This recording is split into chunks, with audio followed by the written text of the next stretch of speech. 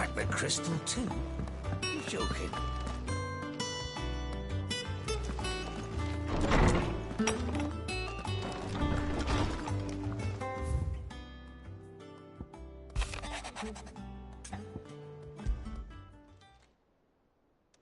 Hopefully it's nothing. But I should speak to Blackthorn just in case.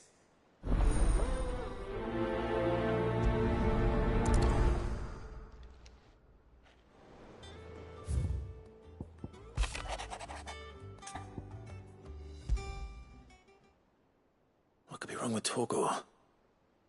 He seemed well enough when I last saw him.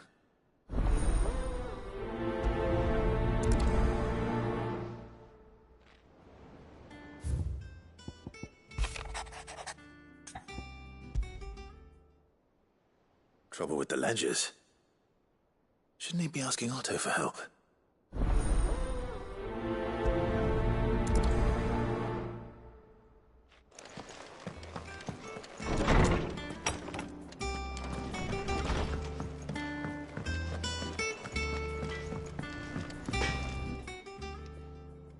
Blackthorn, do you have a moment? Not really, no. This won't take long. I just wanted to ask how you're getting on. August was worried about you, that you might still be doubting your craft, even after learning the trick of that cuirass. Is there something else weighing on your mind? Perhaps sharing your thoughts might help. That bastard's like a dog with a bone. Still, you've got a keen eye, I'll give him that. He's just, well, Karen showed me something. Something I've never seen before. And that was? A sword. An odd-looking thing with a single-edged blade.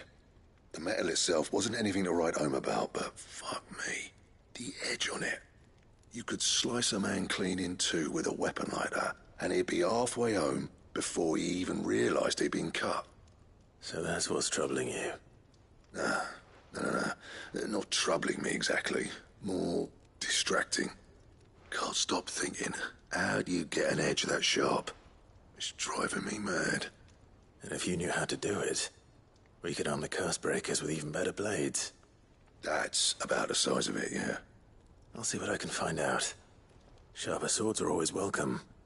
And we can't have our master blacksmith being distracted. You're a soft touch, you know that. But I can't say I'm not grateful for it. Good luck, eh? Thank you. Let's see what Karen knows about this sword.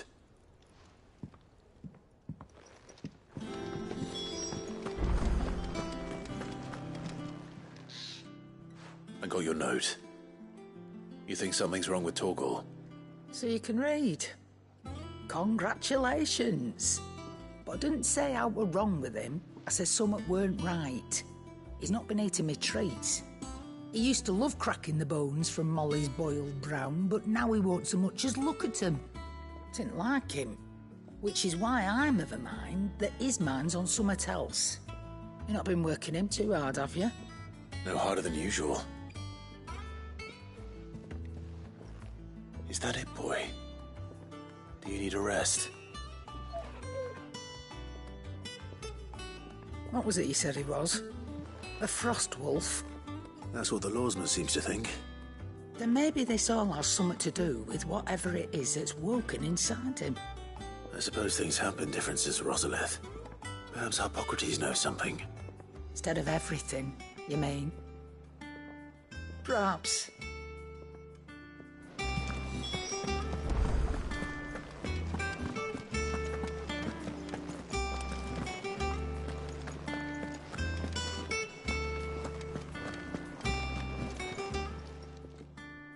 You're looking well, Karen. What do you want? Out with it. I want to know about the sword you showed Blackthorn. Single-edged and extremely sharp. Running around after him again, are you? I suppose I am, yes. But I need to help him find out how to work an edge like that. It's driving him to distraction. Little wonder, I suppose. There's not many like that make it as far as the twins, and those that do go straight into private collections. Which made it nice and easy finding a buyer. Can you tell me who bought it? Where is it now? You think I tell people who my clients are? Suppose you're not likely to go nicking him off me, are you now? Fine.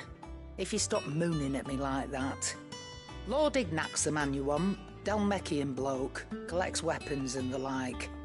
And he's got more money than sense, which is why he's one of my favourite clients. Reckon he'll still be at the inn in Dalamil, where I left him. Thank you, Karen. Oh, and he's a touch eccentric, if you take my meaning. I appreciate the warning.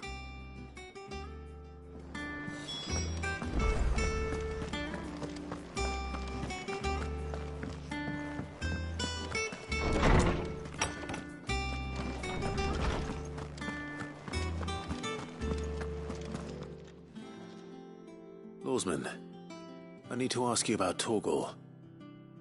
Something's not right with him. He isn't ill, is he? I don't think so. But according to Lady Karen, he seems to have lost his appetite, which is certainly a new development.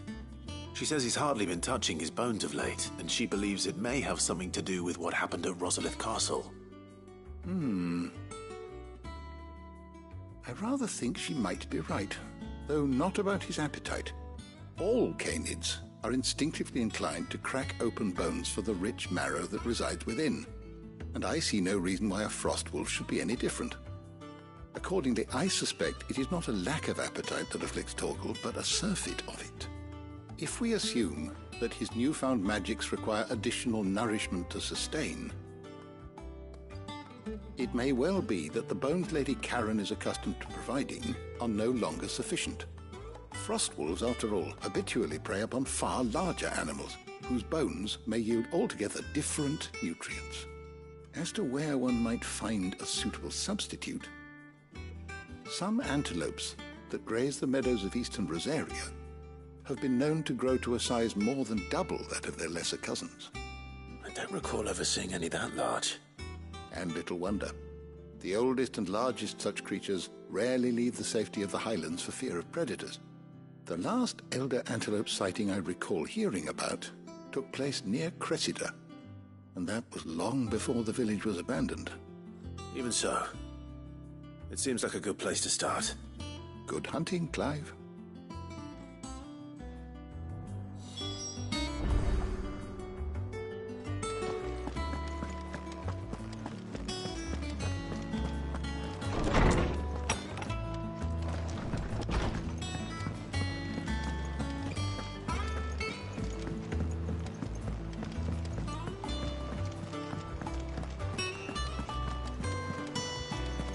Is that the thing Toes helped with? Nick told me she was building a ship.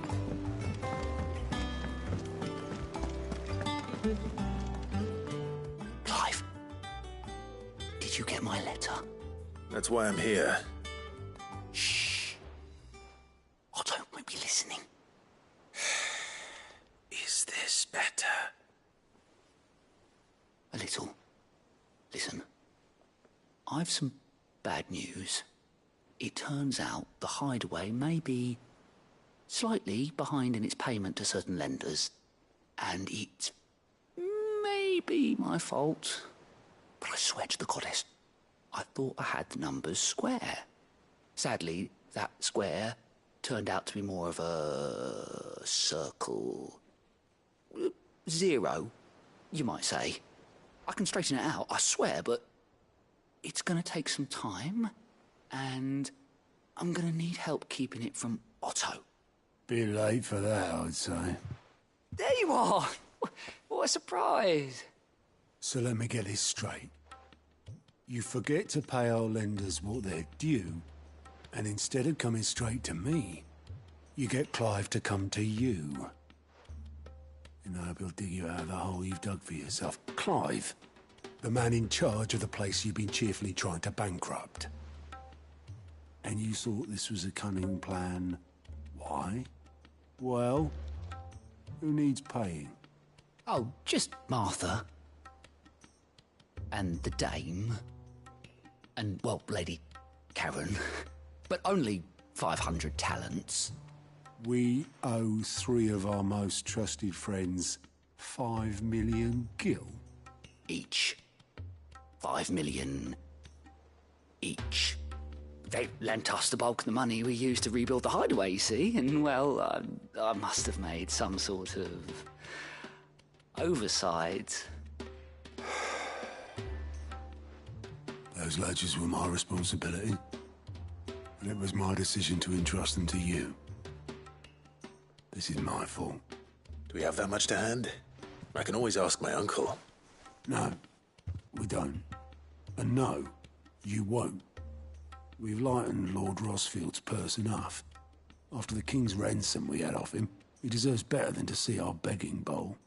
Besides, we'll need to learn to stand on our own if we're gonna make this work. All right.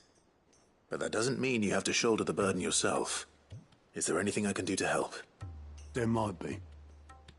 How'd you fancy taking these to Martha and the dame? Rocks. Rocks, he says. Worth 1,000 talents apiece, these are. A little something Sid and I set aside for when times got lean. And I reckon 15 million in overdue debt probably qualifies. I just hope our associates' eyes are a bit more discerning than yours. I'm sure there will be. Should be me making the rounds, really. But you know how it is with this place. Orders to bark, arses to wipe, and all that. I know. Which is why I don't mind going in your place. Go. Do you know why I only gave Master Clive here 2 star rubies? Because you'd rather Lady Karen killed me. Because I'd rather Lady Karen killed you. Yes. Well, I suppose this is goodbye then. Don't worry. I'm sure Karen will understand. Really? Do you think so? No, I don't.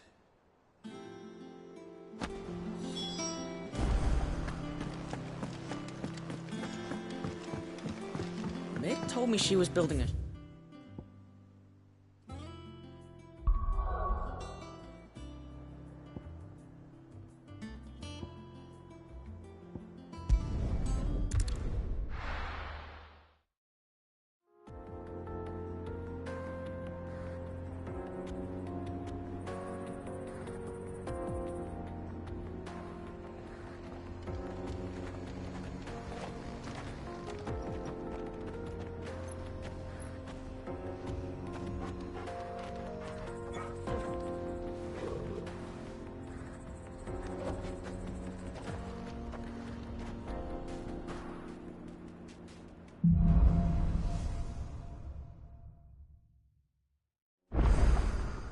How are you feeling?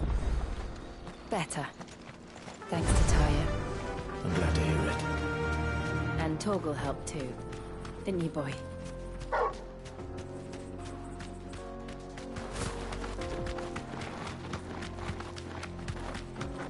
This used to be a trade route for merchants crossing the Scars. Till the Republic laid a new road wide enough to let wagons pass, and all official traffic moved there. Leaving this one for those living outside the law. Indeed. I doubt we'll be the only outlaws on the trail today.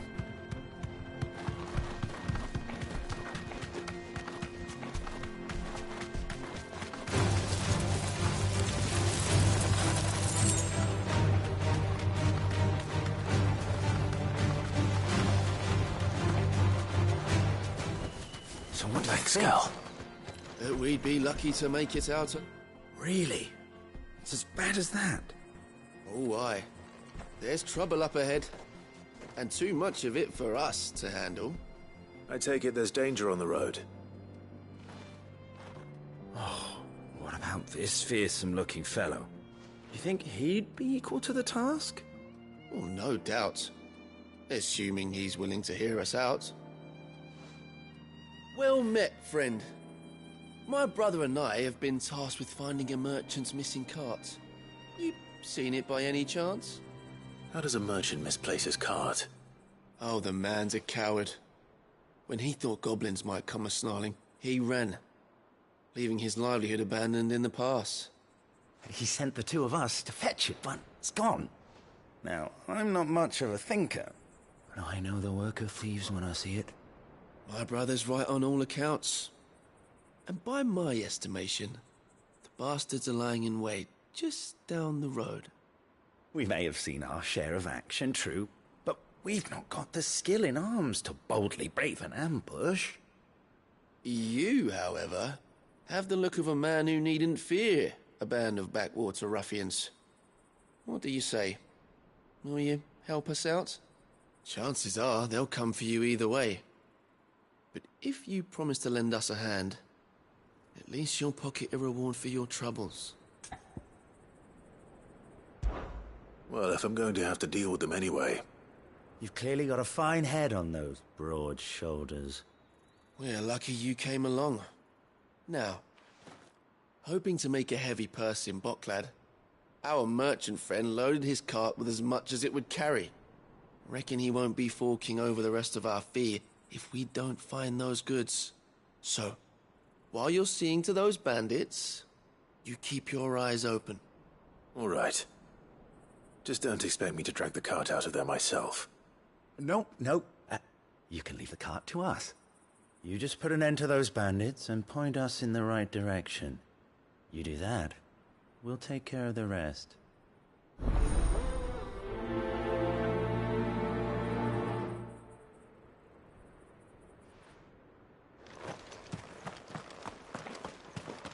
I'm not sure I trust those two. But if there are bandits lying in wait, I should probably take him. Look lively, you lot. We've got guests.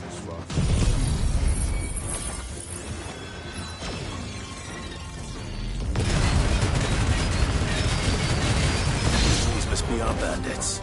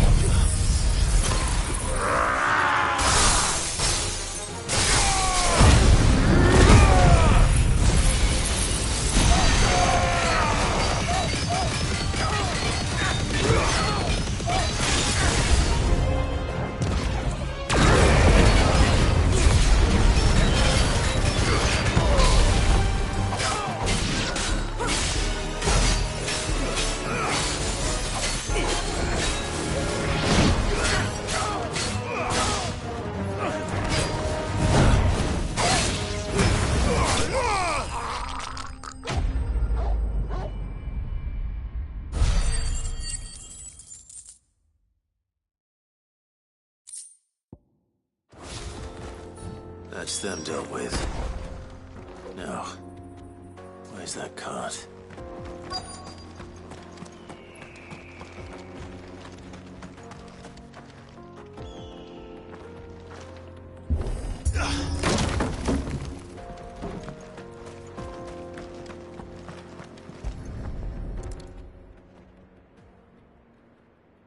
Getting all of this out of here will be a nightmare. Seems we've found ourselves the right man for the job, wouldn't you say? Found the cart and didn't leave a single bastard breathing. Our merchant friend will be delighted. And how exactly will he be getting his goods out of here? You leave that to us. After all, it'd be wrong to make such a fine warrior haul cabbages to market. You've done your part. And that's all you need to worry about. Here.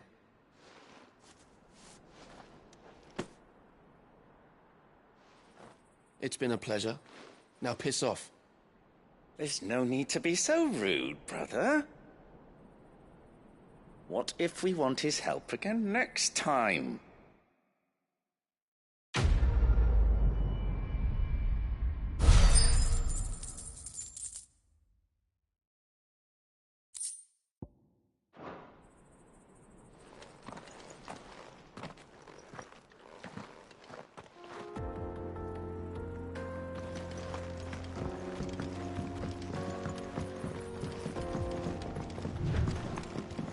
I see the Dalmex lag behind Rosaria when it comes to bridge building. The fallen ruin should hold, at least. The path continues on the other side.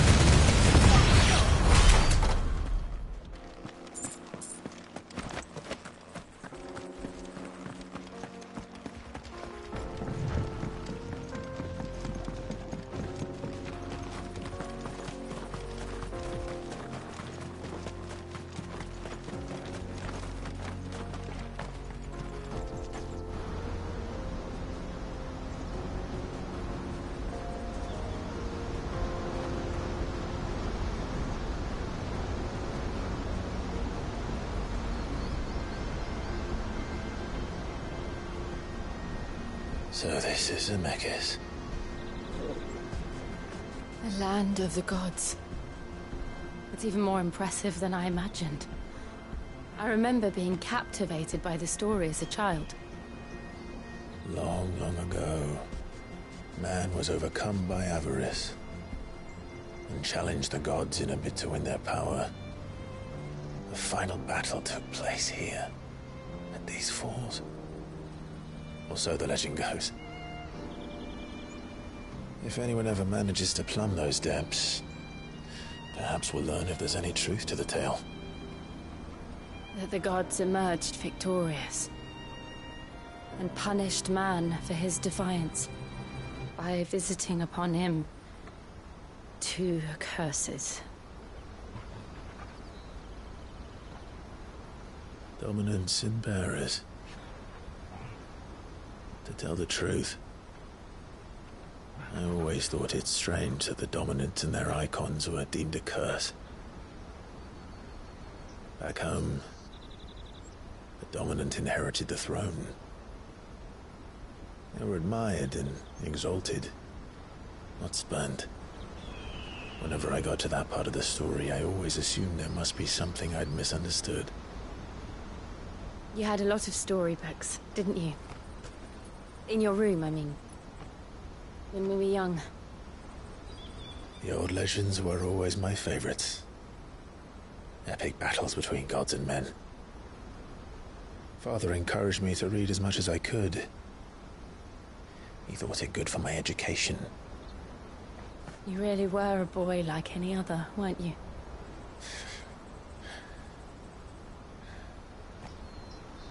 Just look at this place. It's enough to make you believe the legends are true. I know.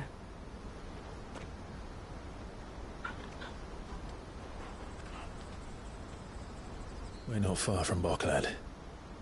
The road will be busier up ahead. And we'll have to keep our wits about us.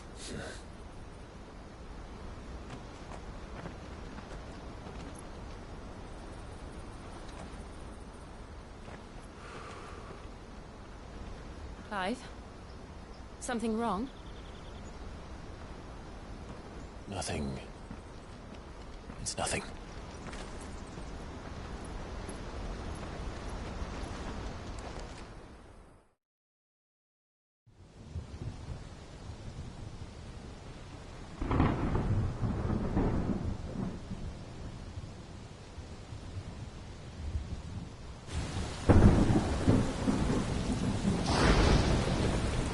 I see the reports are true, Father. You have surrendered the throne to Olivier. I have. Emperor Olivier shall rebuild the Holy Empire of Sanbreque.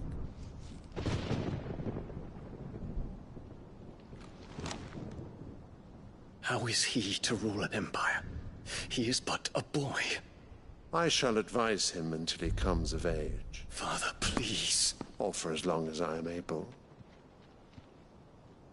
The empire we seek to build needs young blood to rule it, and I can think of none better suited to the task.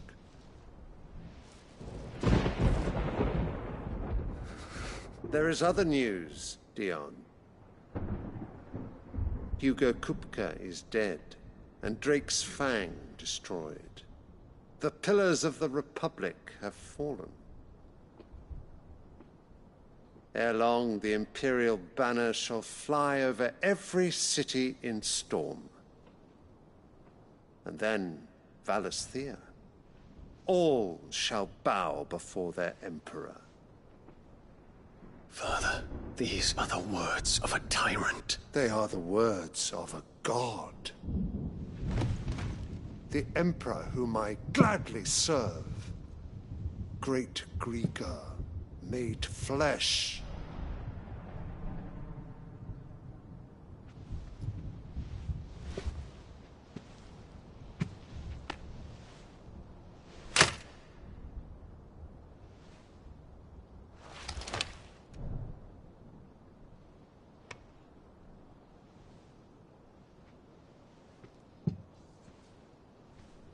Return to your camp, Dion, and ready your forces.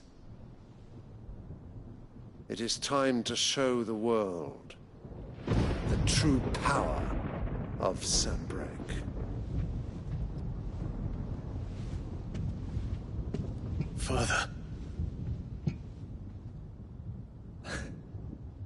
I find you much changed.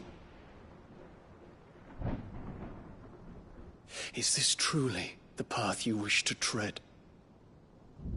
Or are these the ambitions of another?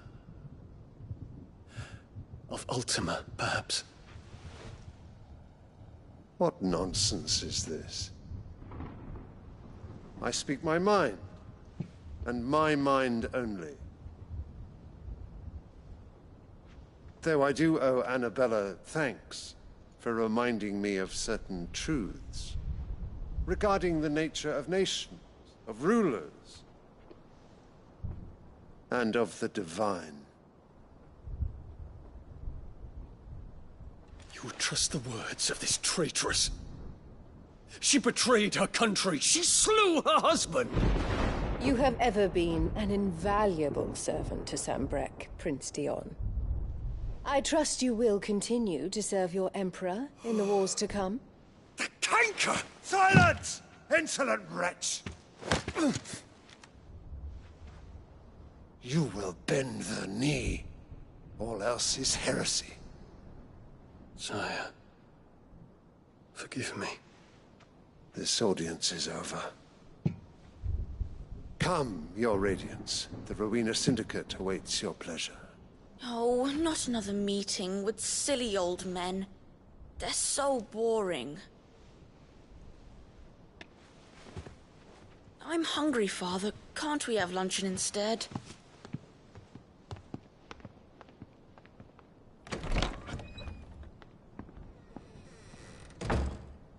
Does it pain you that you will not inherit your father's throne?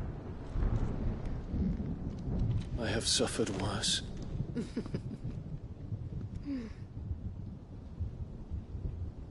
Count your blessings, Dion. For a base-born child to be chosen by Bahamut is miracle enough. You have risen high on his wings, but you shall rise no higher, lest your impure blood stain the throne. What do you know of my blood?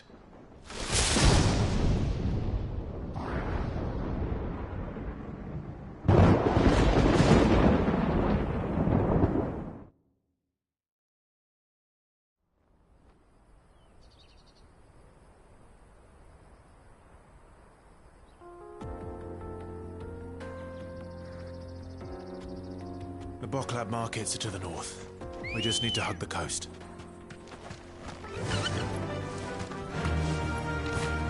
Run like the wind. Infiltrating the Dominion won't be easy with the Imperials on high alert. No. His Radiance has lost one capital already. We can be sure Sylvester will do everything in his power to hold on to Twinside. His troops are well-trained and increasingly battle-hardened. But it's not as if we can wait for the siege to end. More refugees. And they're all making for the Crystalline Dominion. Because they don't know how to live without the Crystal's blessing.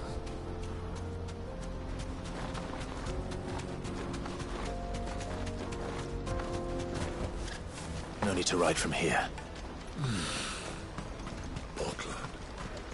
There are no crystals here. We have to keep going. This is where we're supposed to meet Goots, isn't it? That's right. He said he'd wait for us here after replenishing his supplies. I dare say he'll have finished by now.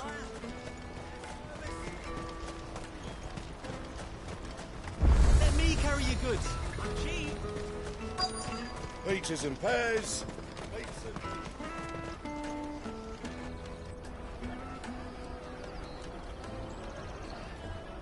Wonders from across the water. Come one, come all. Feast your eyes. Good sir, can I interest you in...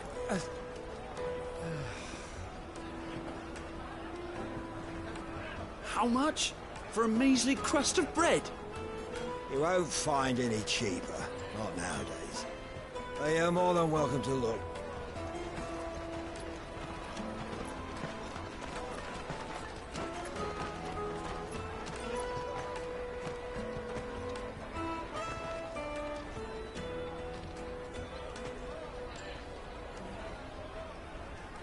The Empire's unlawful and illegitimate occupation of the Crystalline Dominion is still in effect. Only those whose business in Twinside has been officially approved by the Republican Army will be permitted to cross the border.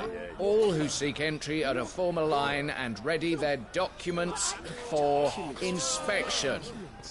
Looks like we aren't the only ones who are eager to leave. And they're checking everyone.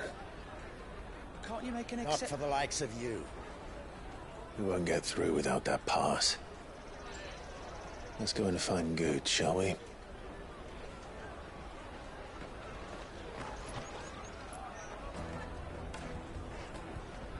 He must be around here somewhere. Taste my peaches! They're sweet as nectar! I'll take the large one. Ah, Good. There you are. Clive, I'm so sorry. Don't tell Nan, will you? Slow down, Good. Just tell us what happened. It's me trader's pass. It's gone. We cannot ride the caravan without it. We won't even be able to get through the flipping checkpoint. Do you remember when you last saw it? It was in my pocket a minute ago. Then a bairn bumped into me and... Yeah. You don't think that they might have nicked it, do you? It wouldn't surprise me. A busy market like this is prime territory for pickpockets. So, to get the pass back, we need to find this child. Where would we even start? I know where! I've got a pal in Bocklad who might be able to help us. No one knows more about what goes on round here than she does. Where do we find her? She's the owner of the Crimson Caravans, up that way. Sign's got a red chocobo on it. No time like the present. You two go on ahead. I'm gonna check the rest of my stuff, make sure no one else is missing. All right. We'll meet you there.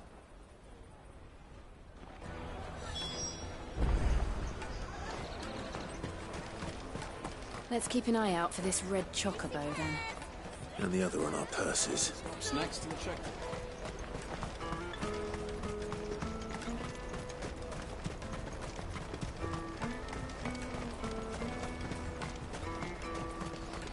Out of my sight, wretch!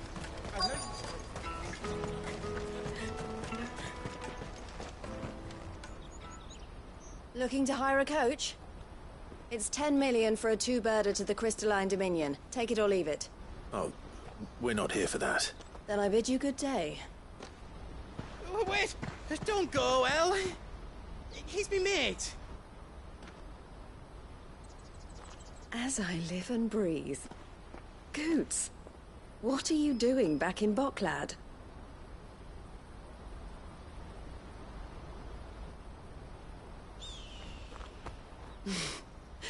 I gather Lady Karen didn't send you.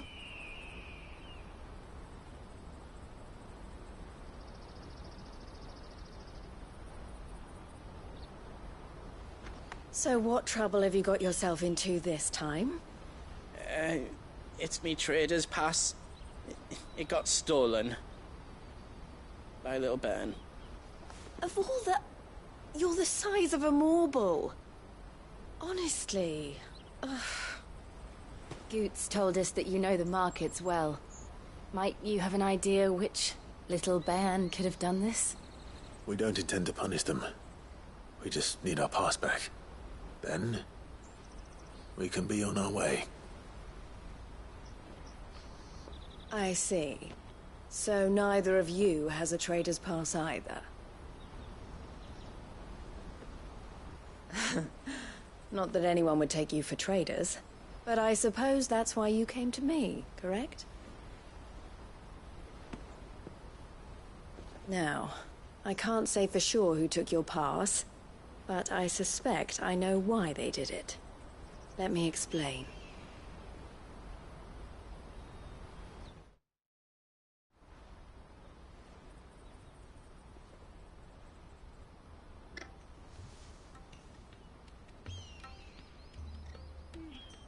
Ever since the Fist marched on the Dominion, the Republic has been clamping down on any commerce that might aid the Empire more than it does us.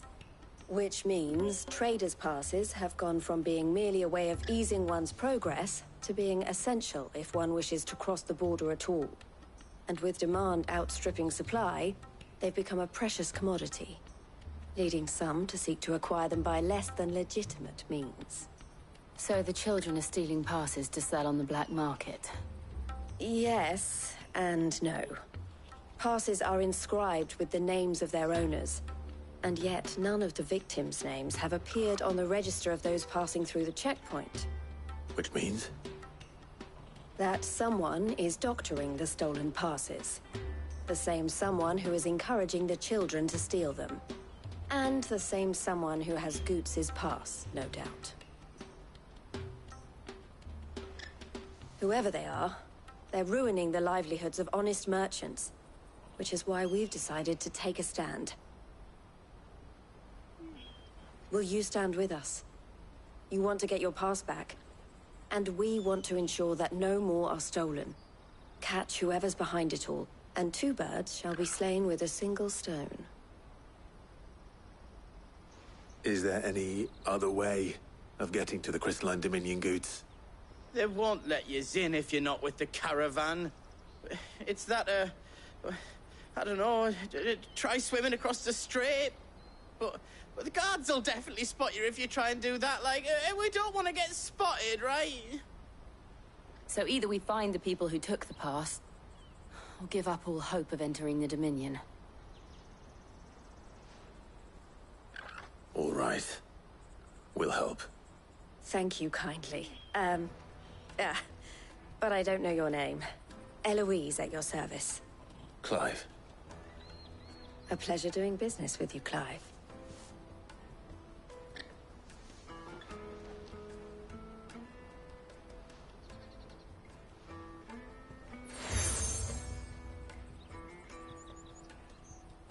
The proprietor of the furniture makers by the coach stop is spearheading the search. Wear that, and he will know you for a friend. I suggest that you speak with him first. The furniture makers. Understood.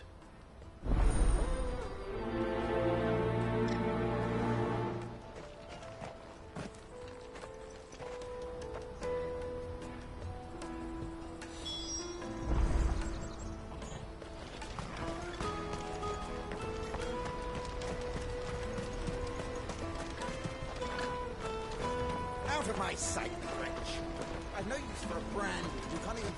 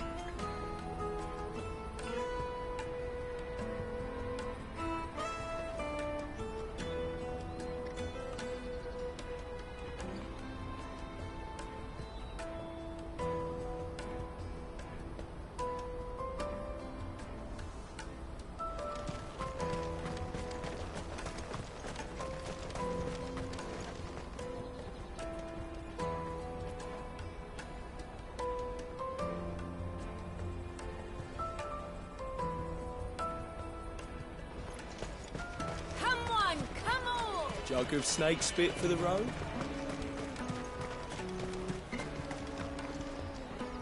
Are you the furniture maker? Looking for something in particular? Ah, Eloise collared you too, eh? Then I expect you want to know more. She told me you were leading the hunt for the pickpockets. What have you learned? For one, that they're targeting the traders carrying the biggest packs. Harder to watch your back, see? And less chance of the mark giving chase if they're spotted. Not that they'd be likely to catch them. Those imps know every inch of this warren like the backs of their hands. Their eyes must have lit up when they saw Goots. The fishmonger round by the gate's been trying to track down the children involved. You should go and have a word with her. Thank you. We will.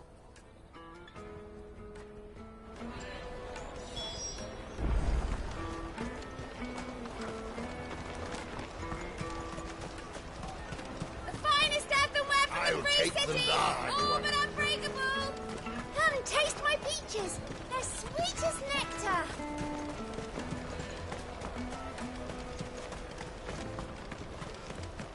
Juicy pears! Slake your thirst without a crystal!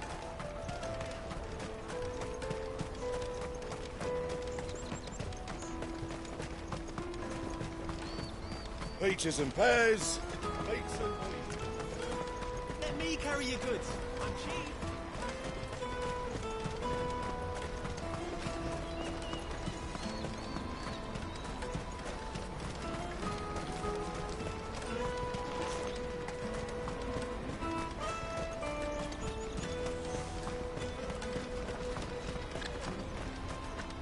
This is everything.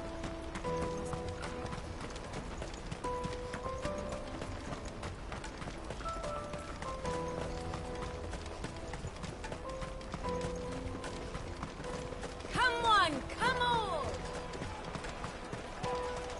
The caravan stops next to the checkpoint. You won't find anything of this quality in Twinside. You should come with me to the Dominion. Fish for sale! Fresh sorted and smoked! Can I interest you? Ah, sorry. Message from Eloise, is it? She's asked me to help her. To help you find the pickpockets. Is that so? Suppose I better tell you what I know, then. For one, this isn't a family operation. All the traders say the children who stole their passes were dirty, dressed in rags. Street urchins, by the sound of it. We get a lot around here. Orphans from the wars. A few, perhaps. You saw the refugees gathered by the entranceway? They're all looking for a new start in the Dominion and beyond. Some of them take it as an opportunity to rid themselves of unwanted baggage. The shame of it. Whoever's behind this would have to have made themselves known to the children at some point. And so should we. You should start with the children around here, then. I doubt they're the ones involved, but they might have heard something. It's worth a try. All right, then. Questioning children. How hard can that be? Remember when half the people coming through here were traders? Come and taste my peaches! They're sweet as nectar! Excuse me. Do you mind if I ask you something? Can't stop you. I was just wondering if anyone has asked you to do anything out of the ordinary recently. Anything you grown-ups ever ask us to do is shut up and go away. So guess what I'm about to tell you to do? Sorry. I'll leave you alone.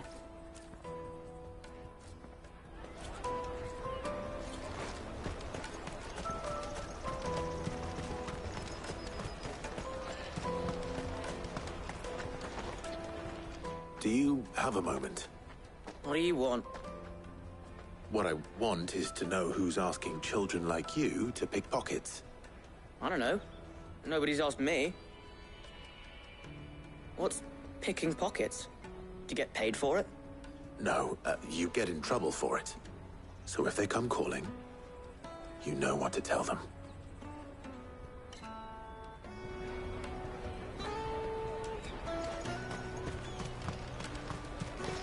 No good snake spit for the... Excuse me? What do you want? I don't have any money. It's all right. We're not going to hurt you. We just want to talk. What about? We've heard that some very bad people are making children like you steal from travelers. We need to know who's behind it so we can stop them. I don't know much about it, really. But my friend, Honza, he said he got a job doing something dangerous. Sounds promising. We need to find him and ask. Do you know where your friend might be? He's usually by the tents outside town. Thank you. You've been very helpful.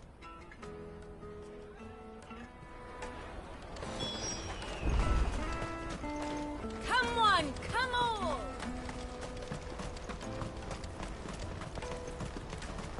Peaches and pears. Meats and meat. Let me carry your goods. I'm cheap.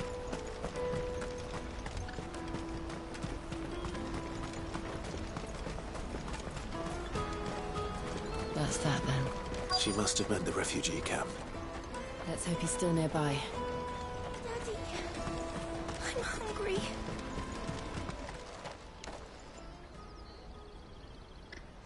That big fat donkey was easy pickings.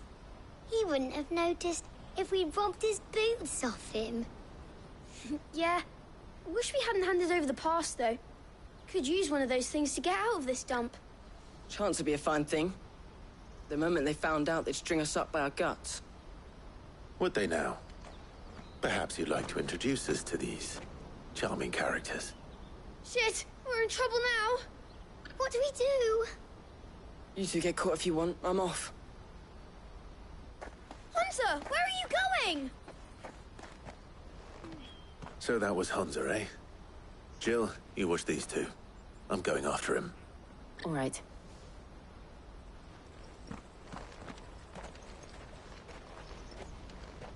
He can't have gone far. I need to find him before his employers do. Do it again. We promise. Daddy, I'm hungry.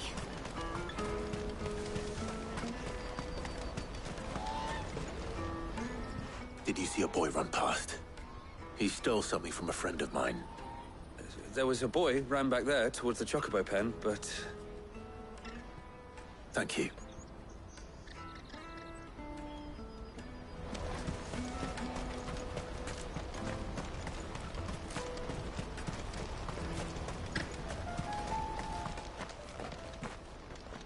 Oh, shit. Cornered. It's all right, Hunter. I'm not going to hurt you. I just want to ask you some questions. Fine. Not like I've got a choice. I'm looking for the people who are making you steal for them. Who are they? Call themselves the Carstones. They said they'd give me good gill if I did what they told me. I knew they were bad, but bread doesn't come for free. Didn't come at all half the time, before I started buzzing for them. You know, if I didn't do it, they'd just pick on someone else. Someone they could push around easier. Hunter.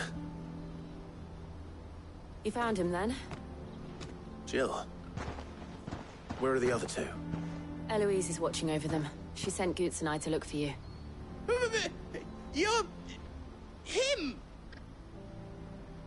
I haven't got your pass anymore, if that's what you're after. I gave it to the Carstones. Whatever you do to me, I can't get it back. Not that I go against them anyway. If it weren't for their gill, me and my mates would have starved.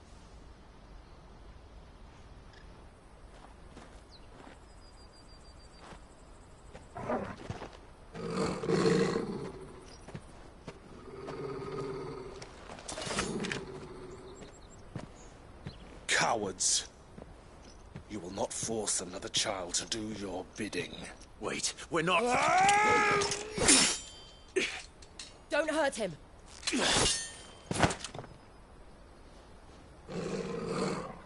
You're making a mistake. We're on the same side. Like hell we are. That brooch. Where did you get it? Master Theo. Goots. What are you doing with these people? Unless you're the ones my sister was talking about. Your sister?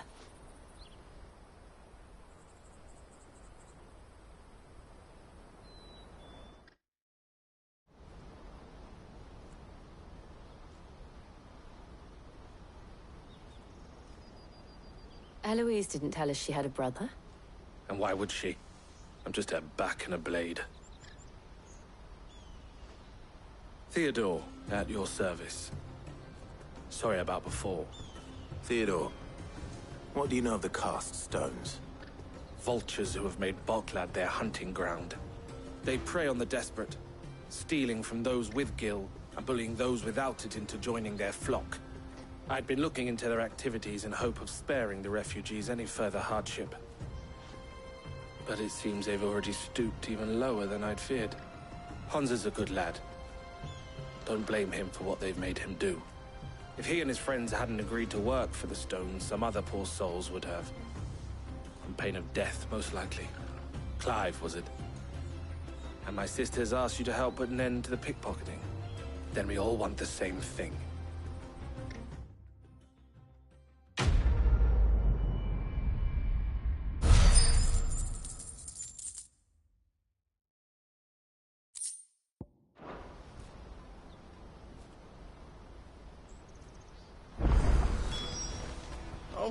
So, what's the plan? What else? We find the Cast Stones, and we crush them. You get your trader's pass back, and I make Boklad a safe place again. All right then. All right then. Honza, where are they camped? Don't worry. They'll never know you told us. Couldn't if I wanted to. They always come to town to collect the passes. Meet us outside the gate. I tried following them once, but they spotted me halfway down the trail. Said they'd string me up. We'll try it this time. Which way were they going? Back down the road towards Leitney's Cleft. To Leitney's Cleft, then?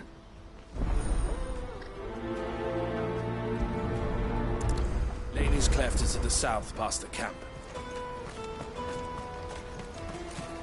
No, you better not have scared any of my birds.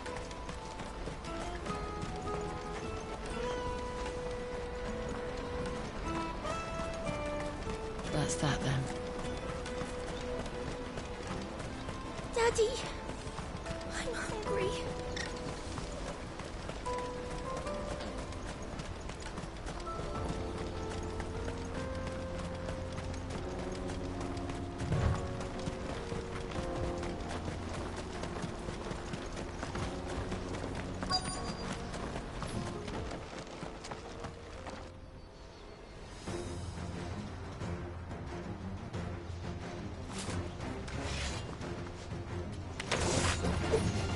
The one who's been sticking his nose in our business. You should have minded your own.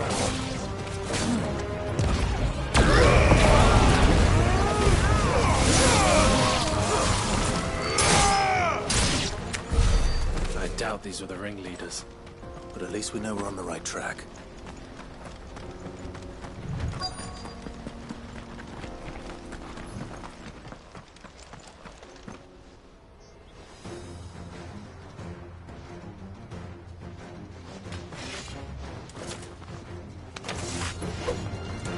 Company! That's the lot.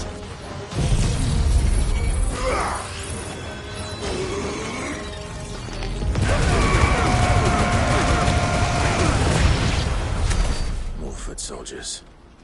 Fewer now.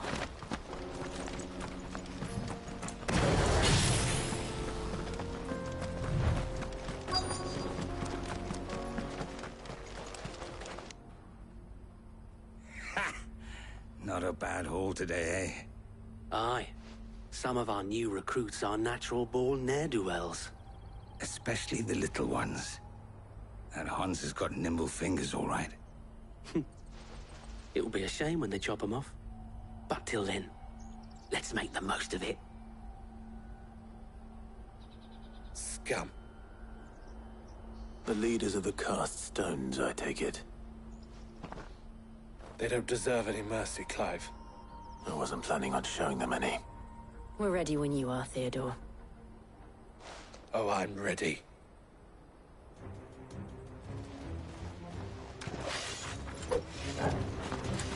Fuck. That guard from Boklad. Kill him! Kill them all!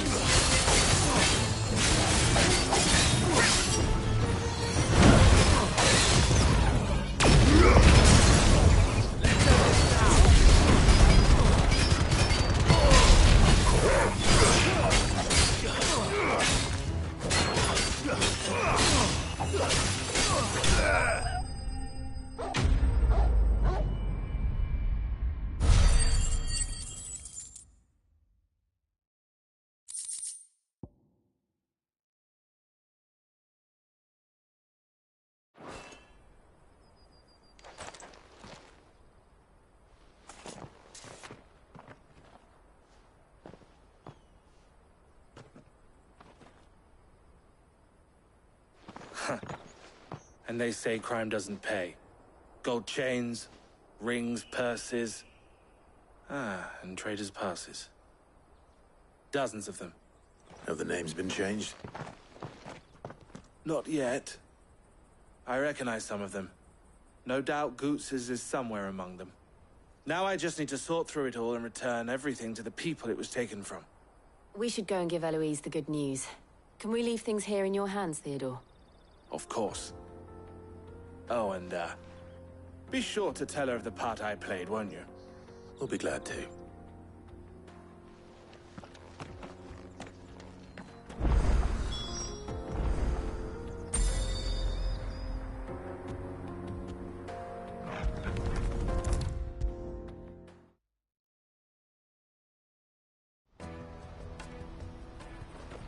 Ah, Clive. How goes the hunt? My brother isn't getting in your way, I trust? Quite the opposite.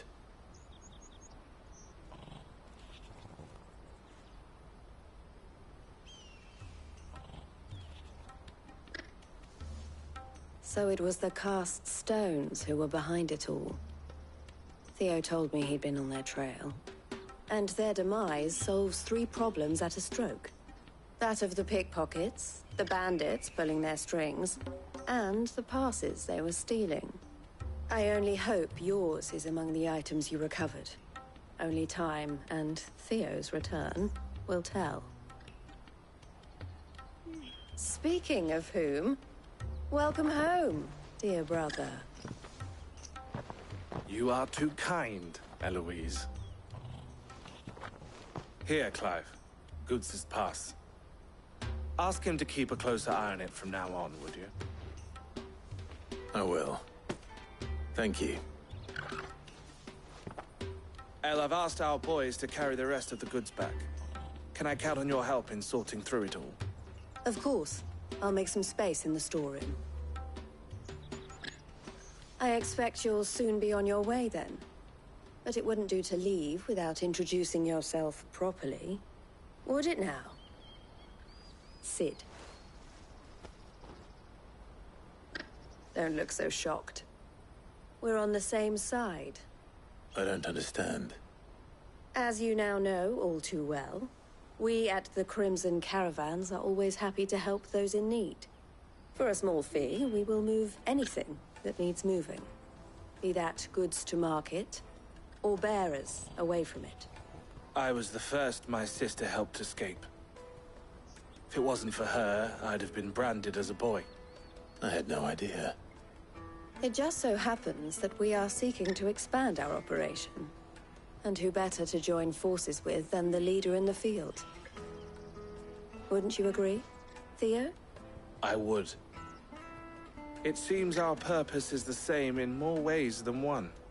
So what would you say to working together again? It would be our pleasure. And our honor. The honor is ours. Here, Clive. This is for you.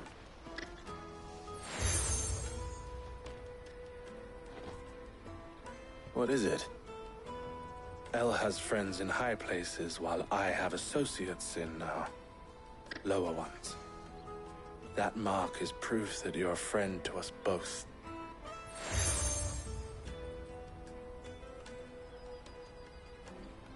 I shall bear it with pride. Well, all that remains is to wish you a safe onward journey.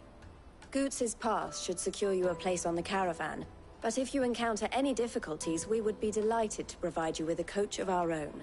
For a discounted price, of course. Say, 9 million? We'll try the caravan.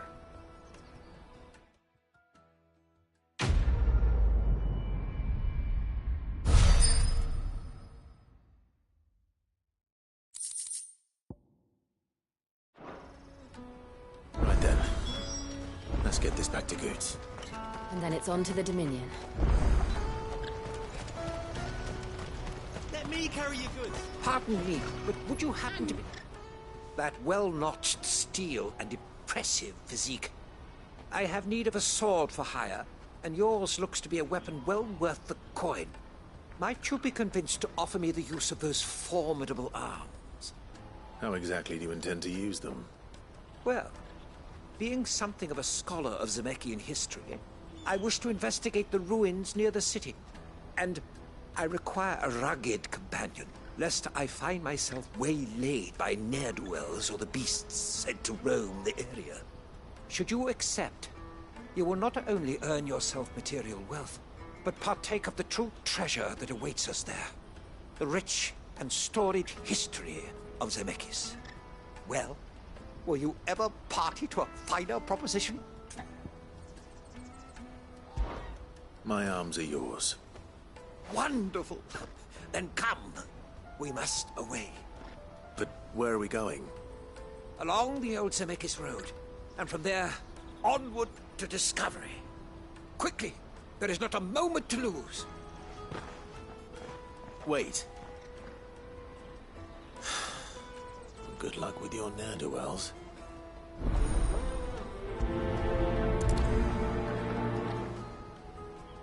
I better make sure he doesn't get himself killed. Porter for hire. Best service. I see you've been of some assistance to Eloise. Perhaps you can extend me the same kindness? Perhaps. What would I be doing? Finding someone. You see, I've been having trouble with thieves, and despite the many pains I've taken, I can't stop them from rummaging through my packs. I was griping about my lot to a friend of mine a few days back, and he offered to track the culprits down. Now, Joseph's a sellsword, and a good one at that. But he's been gone days, and I'm beginning to fear the worst. Any idea where his search for the thieves might have taken him? The old Zemeckis Road, perhaps? He doubted they would be fool enough to linger here in Boklad. Joseph's lived a hard life. Made him grey long before his time. I just pray he hasn't been killed over a few sacks of grain. I can't imagine there are too many grey-haired sellswords around. Hopefully someone will have seen him.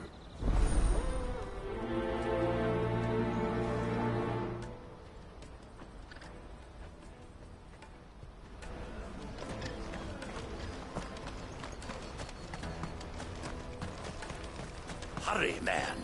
I must leave for the... Bloody cruising caravans, scooping up all the best customers. Leave some for the rest of us. If I knew where I Now I just need to see about giving the word. I want to know right away. Bad news. Good, actually. Something worth celebrating for a change. Only trouble is, the serving girl's still new to the job, so I can't leave her while I go and invite those I'd like to celebrate with. What exactly are you celebrating, if you don't mind me asking? I've come by a particularly fine bottle of red. A Gotan 66, no less. Gotan Rouge is the only good thing to have ever come out of the Empire, and most wouldn't part with a 66 if you held a knife to their throats. So I've heard. Oh, so you know of it then? Clearly you're a gentleman of taste. A gentleman who might sympathize with my predicament, perhaps?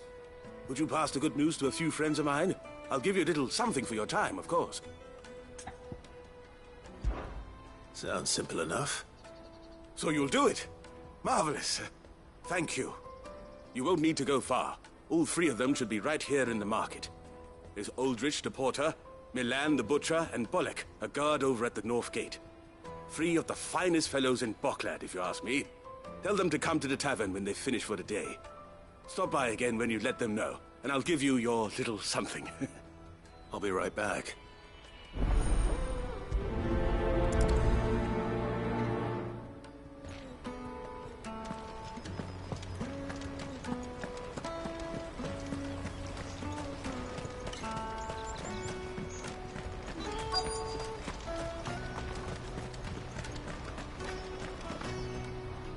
I've been asked to find Aldrich, the porter. I don't suppose that's you, is it? That's me right enough. You need something delivered? The innkeeper sent me. He said there's a cup of Gotan 66 with your name on it when you're done for the day. A 66? Look at me.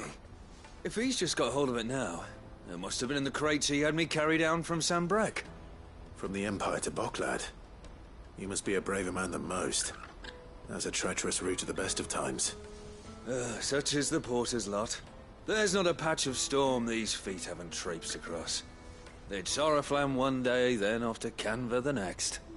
The farther you're willing to go, the fatter the purse. Which is why there's no shortage of competition for some of the longer routes.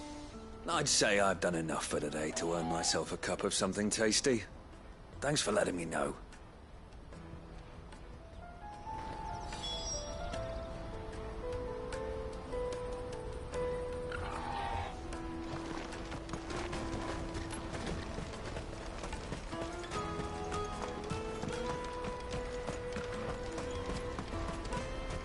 Out of my sight, wretch!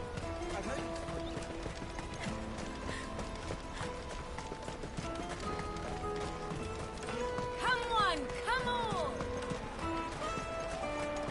Caravan stops next to the checkpoint. Are you Milan, the butcher?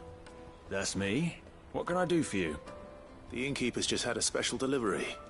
He thought you might like to join him for a cup of wine after you pack up for the day. He knows me only too well. And I've got a ham here that will go handsomely with a nice drop. Wine and ham to spare. Boklad clearly isn't suffering then. Comes with being the place everyone has to pass through to get to everywhere else. Those who travel the Crystal Road bring all manner of goods with them. We get meat from Sanbreque, herbs from Rosaria. Why, sometimes we even see curiosities from across the Narrow. My old man knew what he was about when he set up shop here all those years ago. Anyway, thanks for the good news. Oh, you know what? Maybe I'll shut up shop early. Wouldn't want to keep our friend waiting.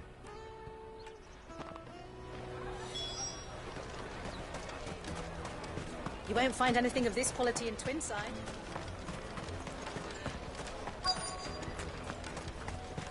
The Empire's your enemy, not us. I'm looking for Bolek. I was told he'd be guarding the gate. Well, you found him. You're not here to enlist, I take it? The innkeeper sent me. He's just taken delivery of a rare vintage, a Gotan 66. He thought you might like a cup. I've never said no to a goat hand. I'm not about to start now. Thanks for letting me know. You must be a busy man. The market would be flooded with refugees if we weren't here to stem the flow. Oh, my heart goes out to them, all right, but we've got our orders. No papers, no passage. Plenty try to slip past us nonetheless. And every now and then, one of them's foolish enough to try and force their way through. And when they do, well, things can get nasty. You know what? That wine's sounding better by the moment. Well done. if the innkeeper might spare a cup of that wine.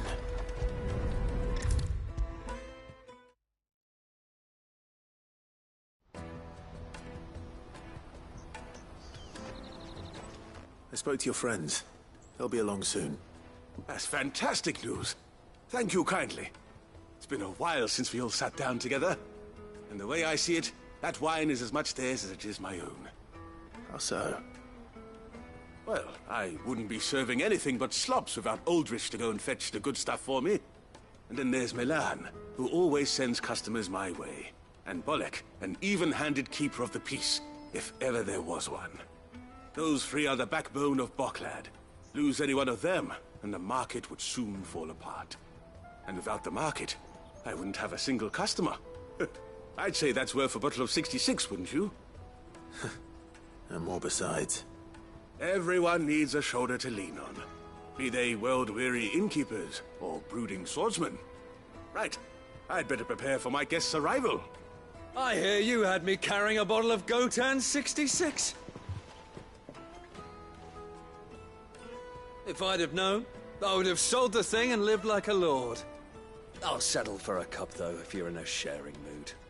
A Gotan 66. Just as well I had something special of my own set aside. A bottle between the four of us might not be enough to drown our sorrows, but it can't hurt. Here they are, the three pillars of Boklad. Sit yourselves down, gentlemen. The woes of the world may be monstrous in many, but there's nothing like a few good friends to keep the misery at bay.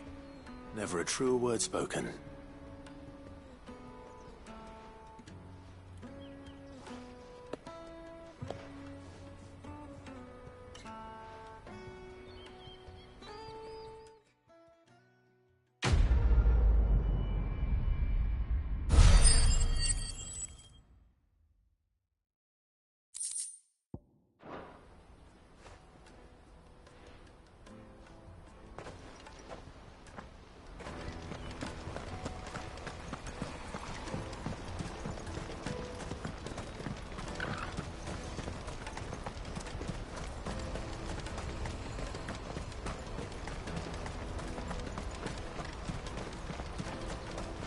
Porter for hire.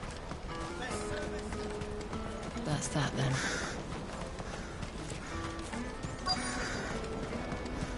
There are no crystals here. We have to keep going. What do you want? I've no coin on me. Just information. Has a sellsword passed through here? Grey hair. Now you mention it.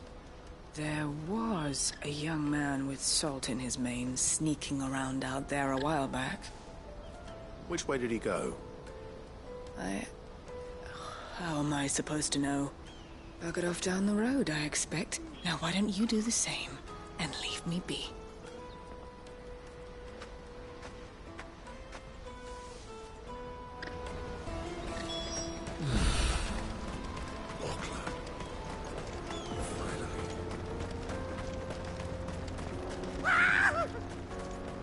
Why am I not surprised? You'll hand over your coin if you know what's good for you.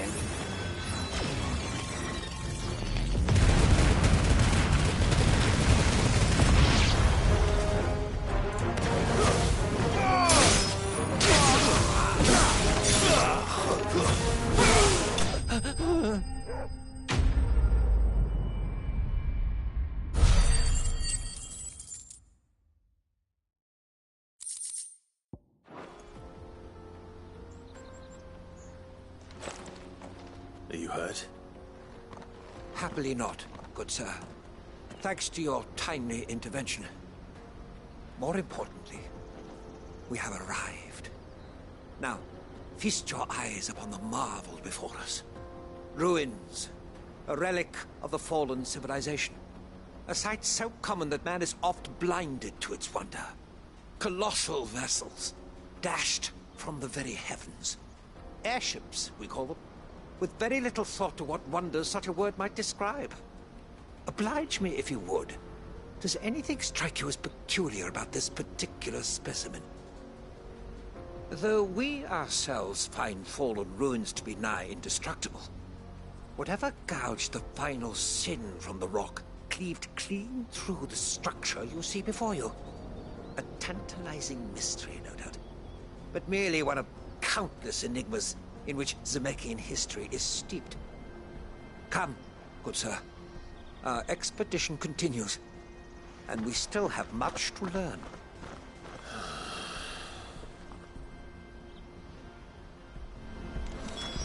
He's passionate. I'll give him that.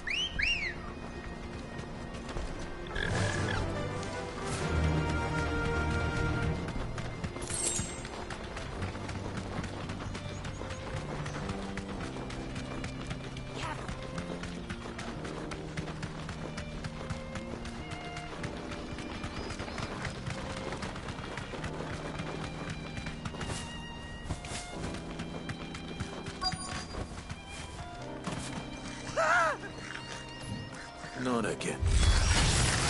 All right then. Who's first?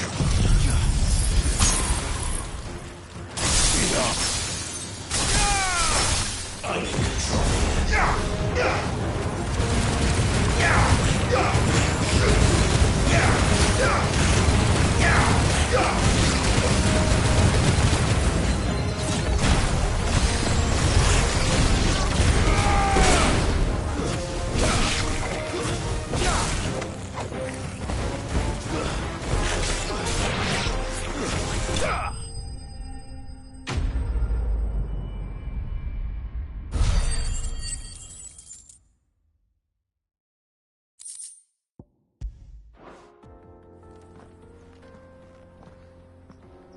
You're going to get yourself killed.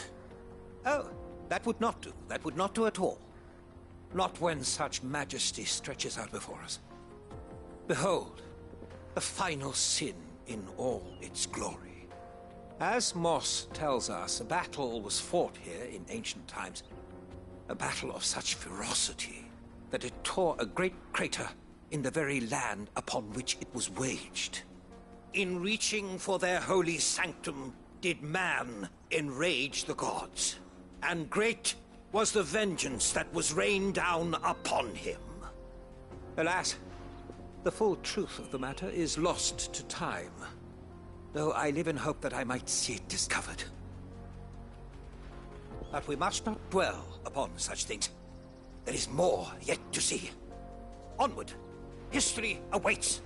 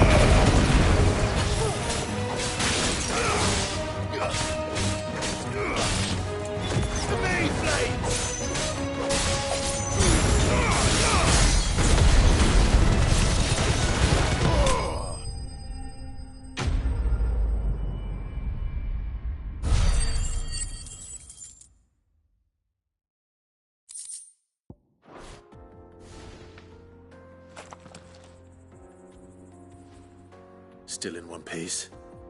It would seem so. Once more I am in your debt. And once more you impress me with your prowess. These were no ordinary foes, but ones we in the field call echoes. Though Moss the Chronicler concurs with the legends in attributing the fall of Zemeckis to a wrath wrought upon mankind by the gods, he offers little in the way of explanation. Could the ruins we see before us here, in all their elaborate beauty, perhaps suggest an answer?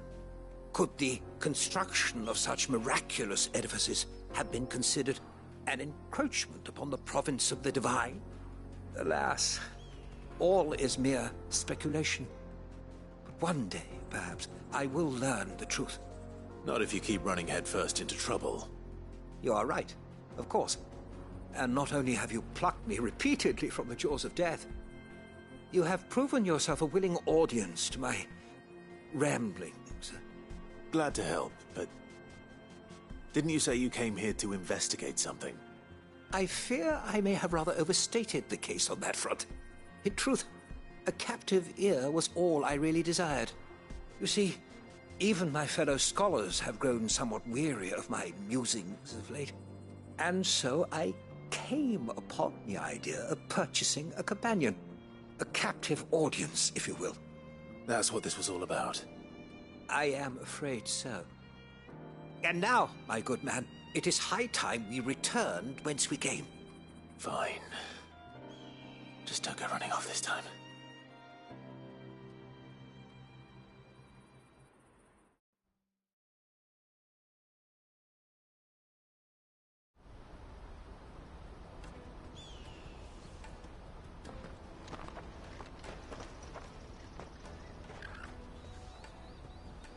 And so ends a delightful day. Here, your reward for humoring my selfish whims, plus a little extra for the trouble I have put you to.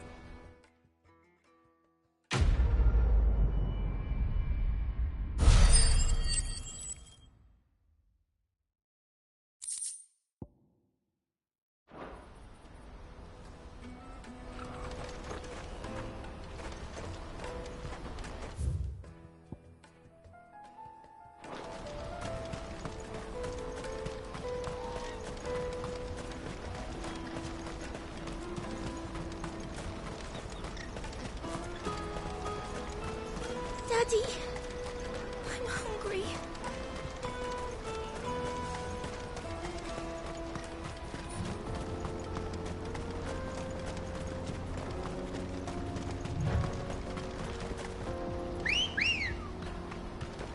Good girl. Fly, Ambrosia.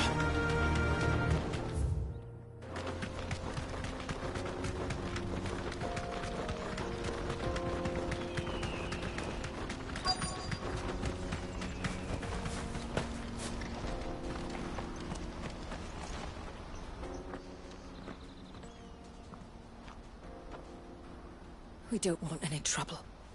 Neither do I. I'm looking for someone. A grey-haired mercenary. Well, we haven't seen him. Yes, we have. We saw him climbing up the rocks. Those ones, over there. Maybe he found his thieves. Mum won't let me near them.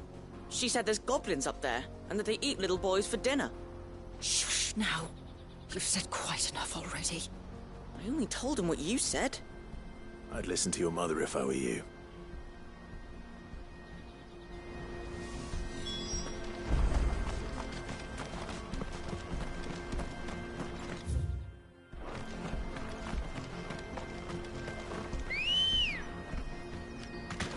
Come on.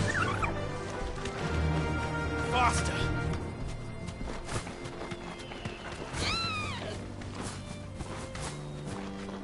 Straight home now. Did Joseph's thieves really lug their stolen wares all the way out here?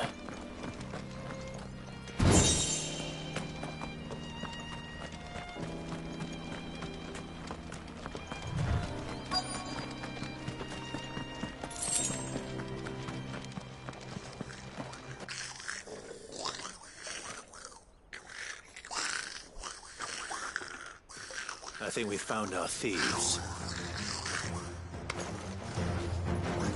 They don't look happy to see me.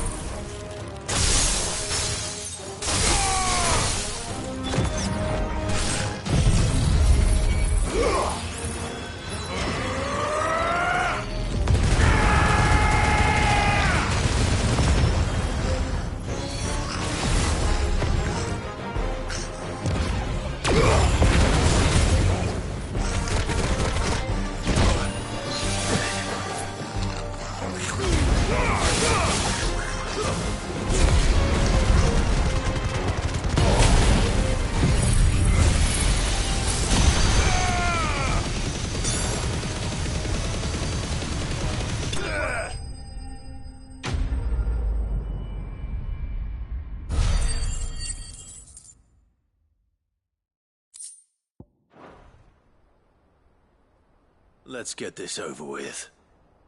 Stop! Don't kill him, he's just protecting his home. Joseph? So the boy was right. I don't know you. Your porter friend sent me to find you. She was worried you might have got yourself killed. Have I been gone that long? Wasn't hard finding the thieves. The problem was knowing what to do with them when I did. I take it things are more complicated than they appear.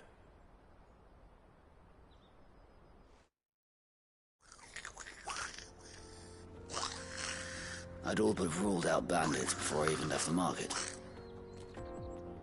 You know why that is? Because our thieves had no interest in gold or gems, or anything they couldn't eat for that matter. Add to that the rumors of goblins in the area, and the mystery practically solved itself. I soon found their cozy little homestead, and all the missing food. I launched myself at them, full of righteous fury, but their leader was the only one who moved to meet me. The others, they huddled around that food, ready to die protecting it. They stole because it was that or starvation. I've been there myself, back when times were hard. So you spared them? And earned their trust into the bargain by the look of it. These goblins aren't native to the area. They don't know how to survive such barren lands, so I've been teaching them. And once they've learned to hunt and forage, they won't be fool enough to risk their necks in Boklad. I'm impressed. I didn't know goblins could be reasoned with. Do me a favor. Let the porter know I'm safe. I'll head back to the market once my work here is done. Oh, and don't mention the goblins. I don't want people coming here brandishing pitchforks. Not now this lot have sworn off thieving. Your secret's safe with me. I appreciate it. Thank you.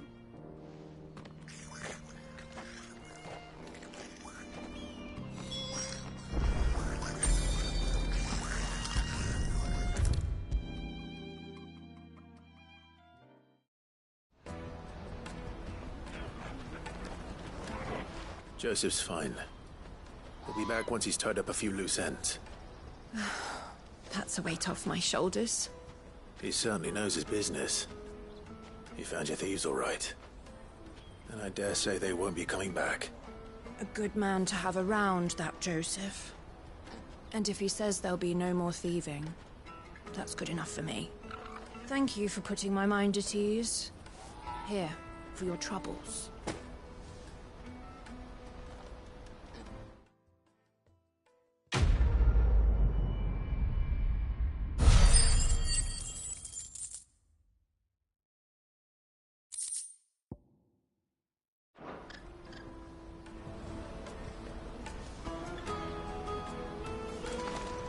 Porter for hire.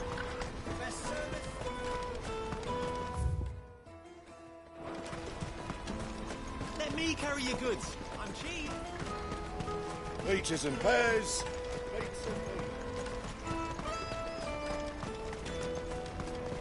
Come on, come on! The caravan stops next Juicy pears! Slake your thirst without a crystal. what I really want to be. Here you are, Good. Try not to lose it again. Me pass! You found it! Oh, thank you so much. Nan would have killed me if I'd come back without it. I'll have to say thanks to Elle and Theo, too. So should you, Hunter. You and your friends don't have to steal anymore. If anyone threatens you again, you know who to turn to. We do. And we already have. Miss Elle's given us a job shifting the chocobo shit out the stables. It's hard work, and the pay isn't half what we got from the Stones. But if we stick at it, we'll keep ourselves fit. You stick at it, then. And Goots, I'm sorry for stealing your pass. That's all right. I've got it back now. And all's well that ends well, eh? You said you're trained to be a blacksmith, right? Well, I'm gonna be your first customer. I'm gonna save up all my gil and get you to make me a massive sword. I'll do me best. Till then, eh?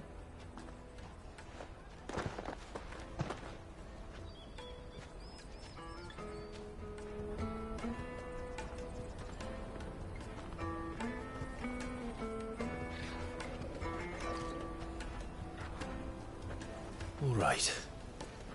We have a place on the wagon.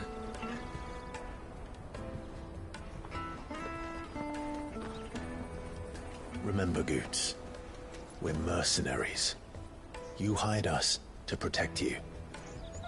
Mercenaries. And you remember the plan? You're to ride all the way to Twinside. Jill and I will go with you as far as the outskirts, then find our own way in.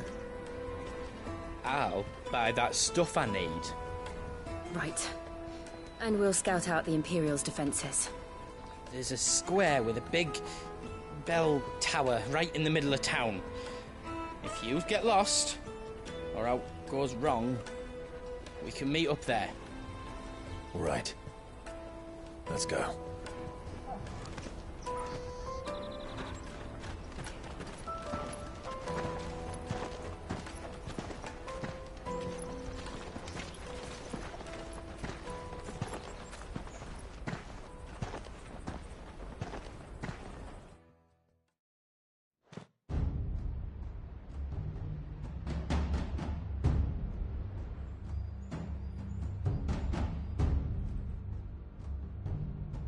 I see. And you're quite certain your father has no knowledge of Ultima? I am. I have no difficulty believing a sinister force has come to exert an influence on Sanbreque. But be that as it may, it is yet to claim my father. For better or worse, his radiance speaks his own mind. Then the Fiend works from the shadows. I confess, when first you told me of this Fiend, I had my doubts. And more than a few at that. A beast that labors to plunge Valisthea into turmoil, all in pursuit of your brother. But that wound is proof enough that evil is afoot. Then I have your answer, Your Highness. You will join me in my fight. I cannot. Not yet. Your Highness, please. As you are aware, the Dhalmekian army is at our gates. They have lost their mother crystal, and with it all hope of a negotiated withdrawal. It is but a matter of time before they invade. If Bahamut is not here to meet them, my people will be slaughtered. Though not by Hugo Kupka, thanks to Ultima's machinations. I know the fate of your people weighs heavy on your conscience, but if we do not put an end to Ultima's plans, they shall face a far darker fate. The chaos he would wreak would sweep all of Valisthea into the abyss. The lives of every man, woman, and child in the Twins are at stake. I believe what you say, Phoenix. But I have duties of my own, and I must discharge them. Come what may.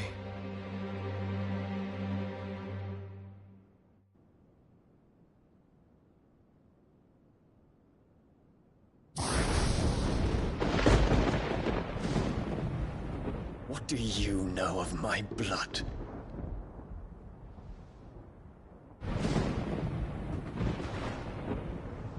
I know that it is wholly unworthy of the highest offices of state, which rightly belong to those of purer breeding.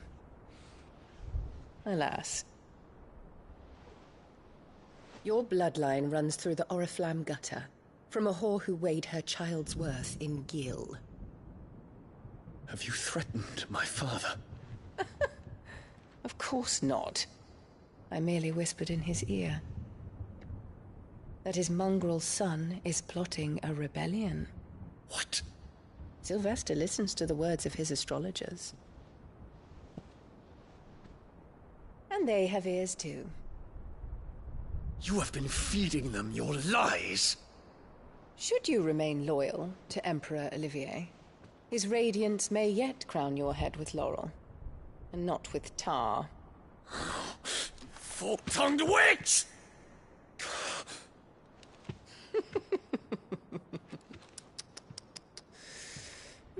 In consideration of your long years of service to the Empire, I shall forgive this uncharacteristic rudeness. Now hurry and make ready, Your Imperial Highness. Emperor Olivier expects much of you, Dion. Or should I say, of Bahamut. May your fire reduce his enemies to ash, till all of Valisthea bows to its rightful ruler.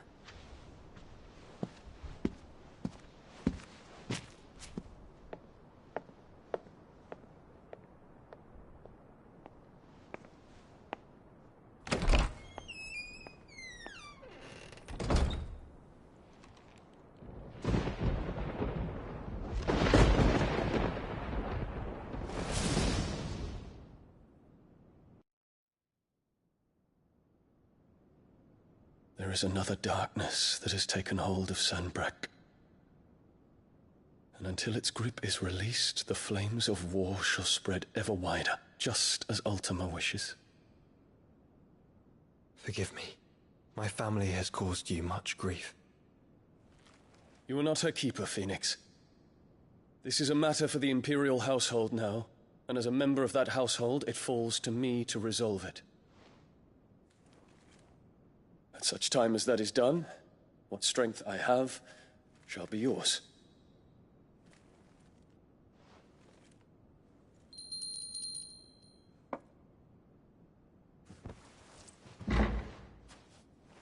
Thank you, Your Highness.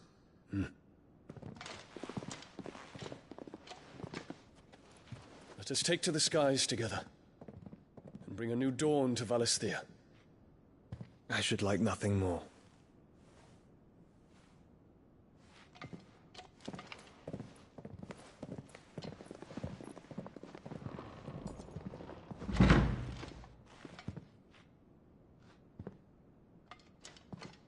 Terence. My prince. Tell me true. Do you believe what I'm about to do is wrong?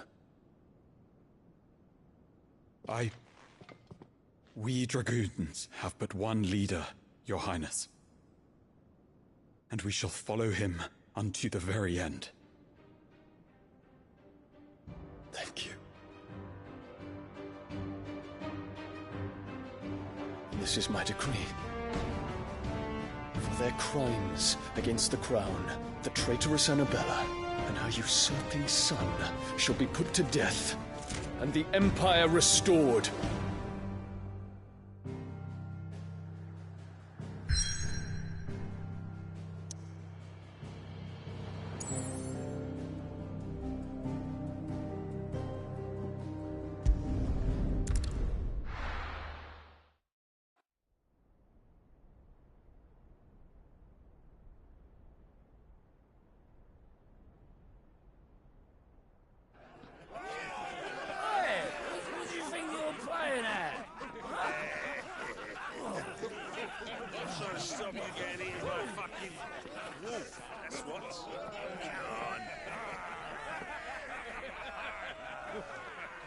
One would never guess that these people stood on the brink of war.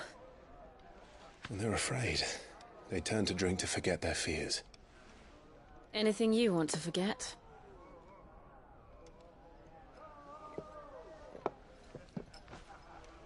The harbor is empty, and half the market stalls too. The city may seem peaceful on the surface, but it's balanced on a knife edge.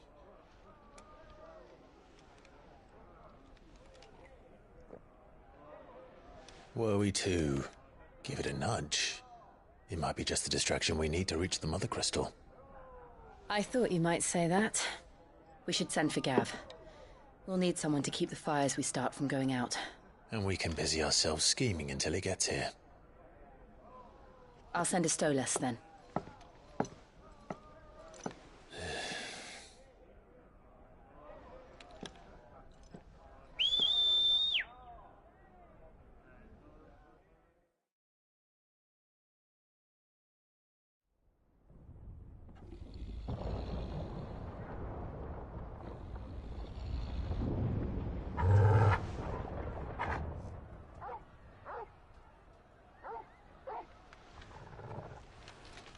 What is it, boy?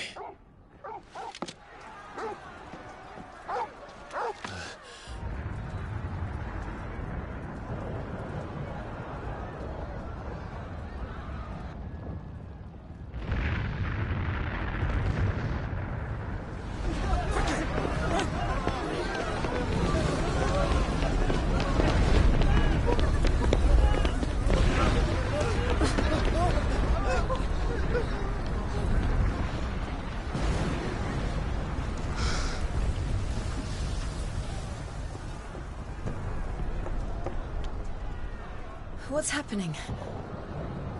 I don't know. Torgal!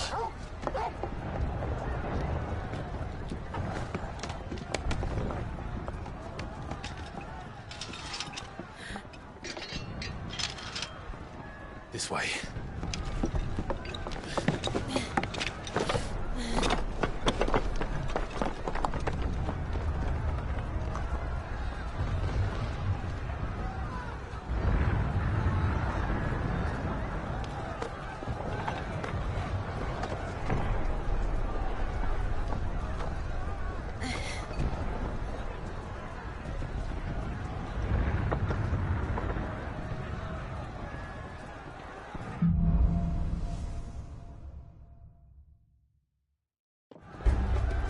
The city's on fire. I'm sure Goose is fine. He'll be making for the square. The one with the bell tower. In the middle of town, right?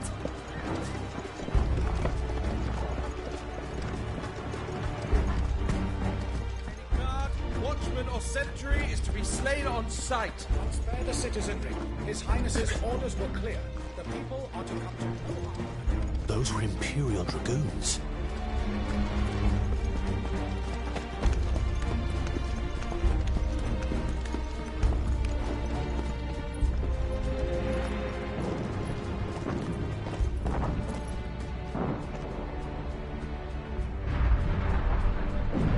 What in the hell is going on?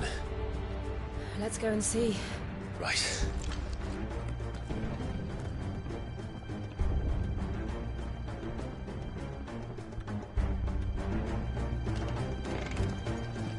But first we find Goots.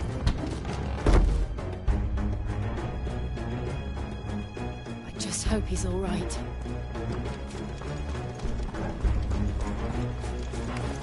You there! Identify yourself! We have to.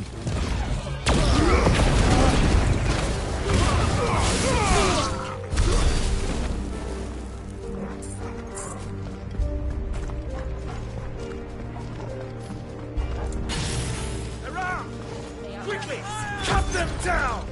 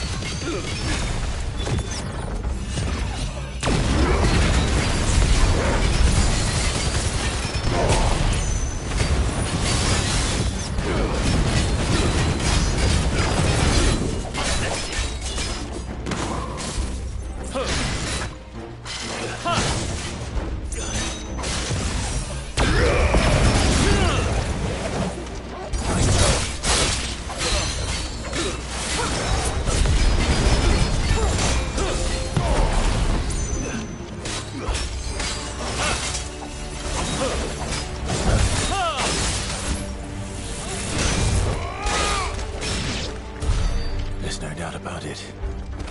They're dragoons. What is this then? A civil war?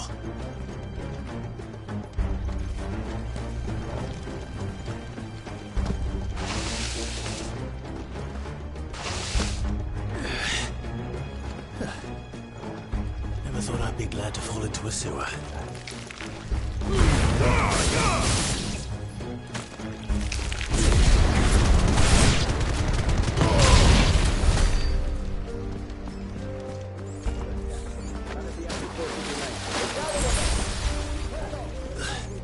What of the men and women in the market district? The evacuation.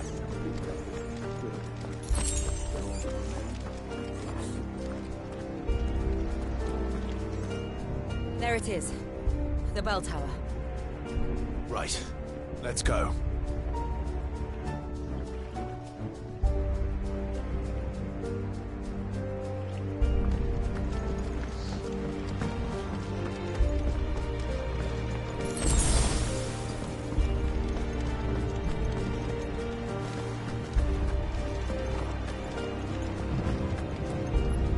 Ah, a goods lift.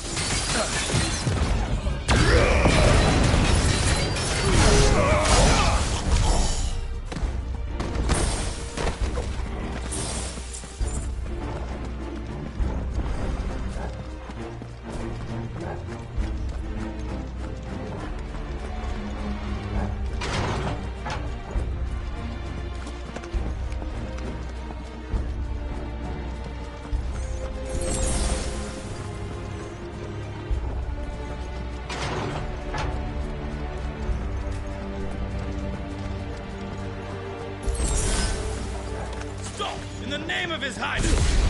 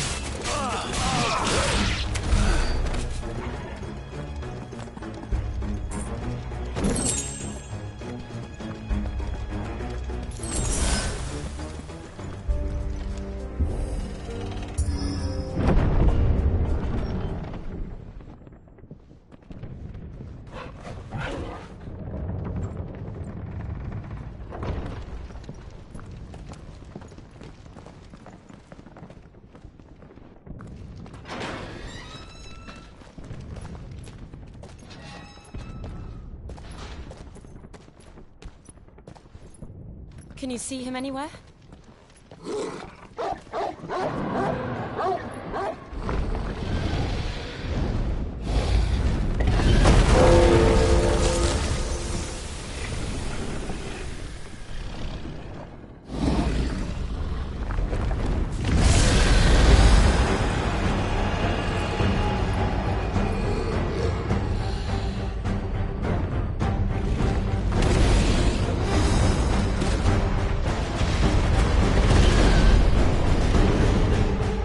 It must be one of the Dragoon's pets.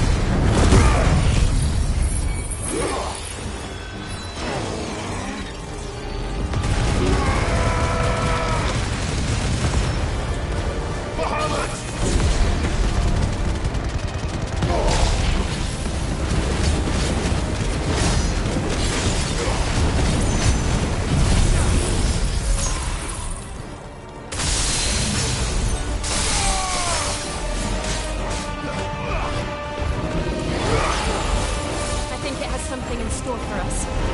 Get ready to move. Let's try. Let's try.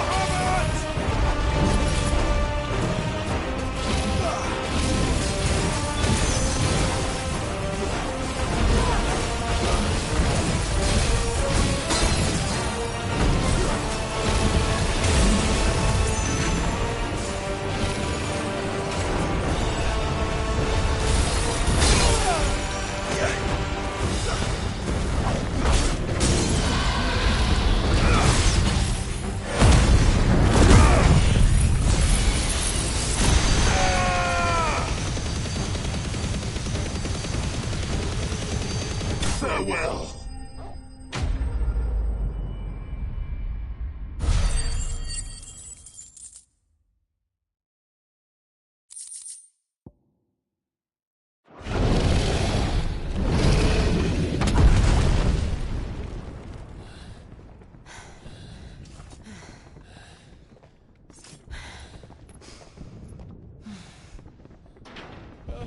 Over here, Clive! Are you alright? Goods, there you are. I didn't know there'd be a dragon. All right, let's get out of here. Oh! What now? Is that Mother Crystal's heart? What the hell is it doing up there?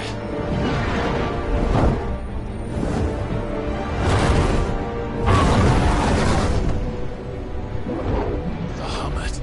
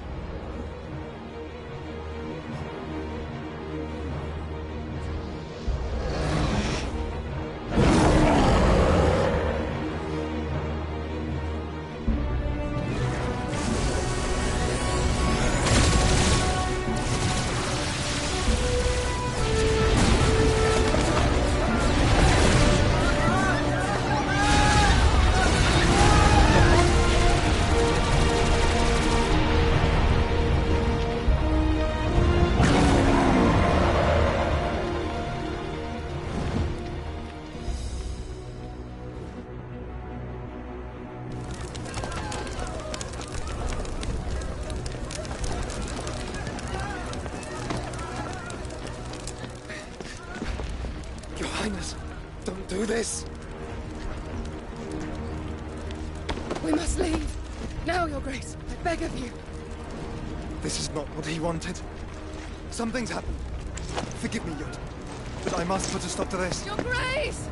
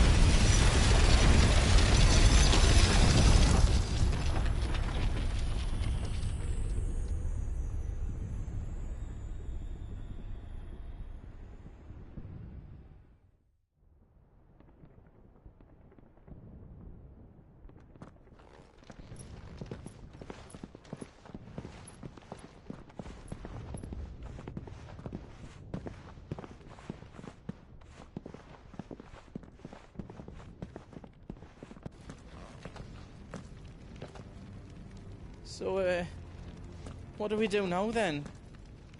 We destroy the heart. Well, you might come back! As soon as the flames die down, the Imperials and the Dalmex will move in. This may be our only chance. And Bahamut has gone for now. You should get as far away as you can, Goots.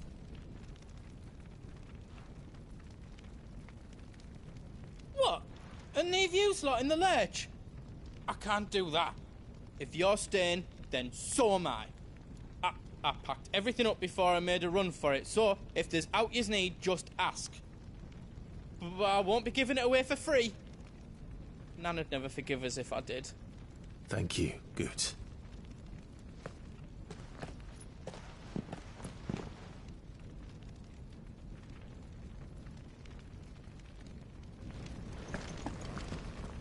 can I do for yous? I've got some good stuff for yous. Thank you. Is there else you need? Righto, here you go. Thank you.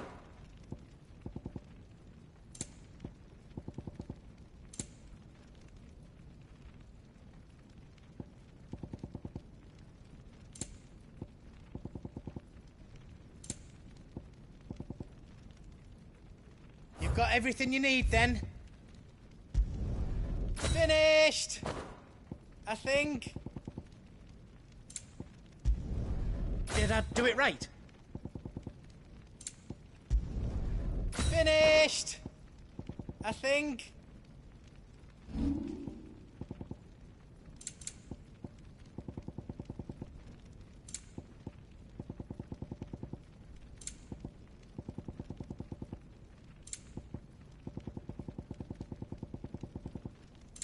Is all done then? No. Drake's tail is right there, Clive. It's time to free Storm from the Crystal's curse. Oh, it's past time. But remember, Bahamut is still out there. And I dare say we'll be seeing him again before the night is done.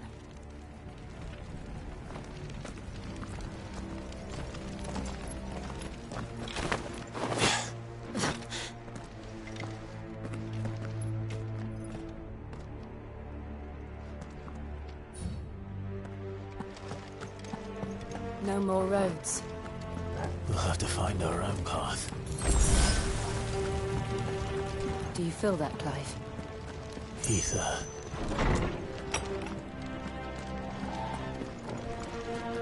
Just what we need. Another flood. It's already turned them. Then there's no reason to hold back.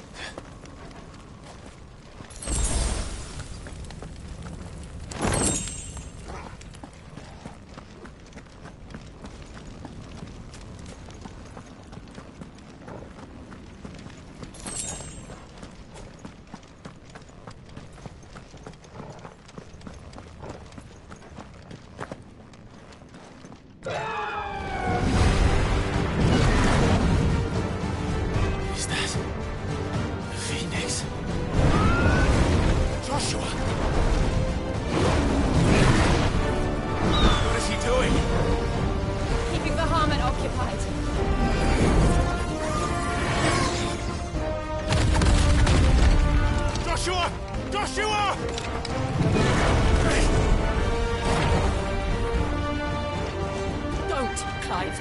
It's too dangerous. Fuck. Hold on, Joshua. I'm coming!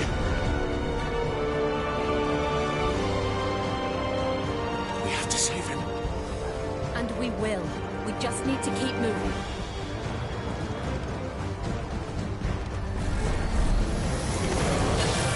Come again. Not now.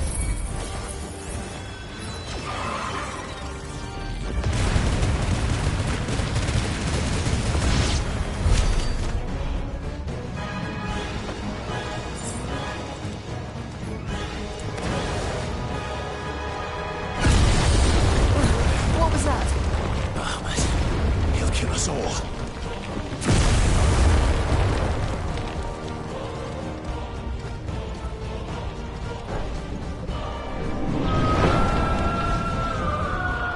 There he is. Joshua! I'm here, brother! Clive. He can't hear you. Joshua! They're heading for the heart. And so should we.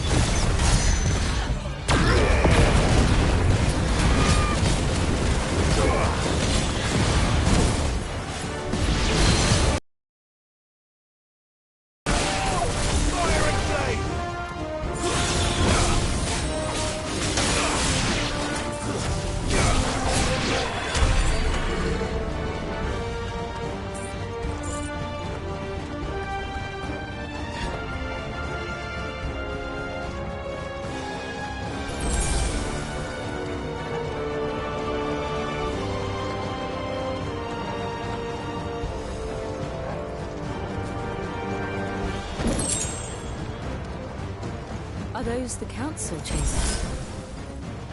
How are they still standing? I don't know.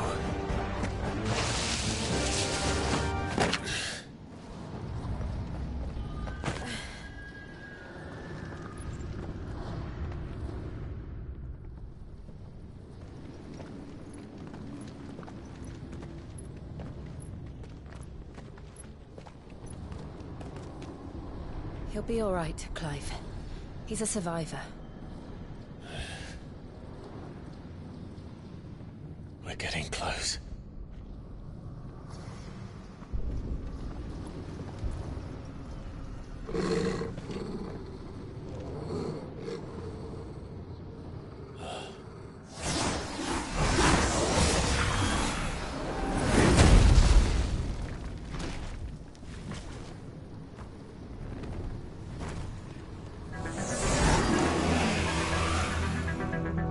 That looks like somebody doesn't want us getting any closer. I don't care what it wants. Neither do I.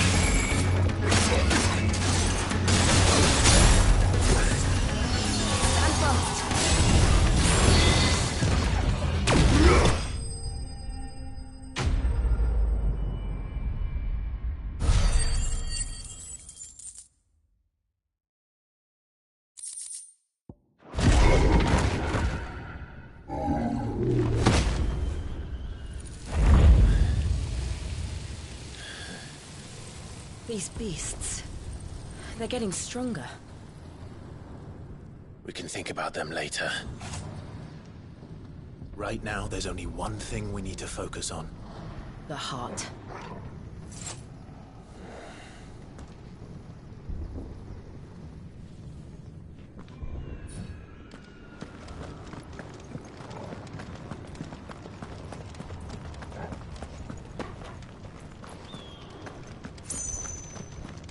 We might be able to get up through the building. It's worth a try.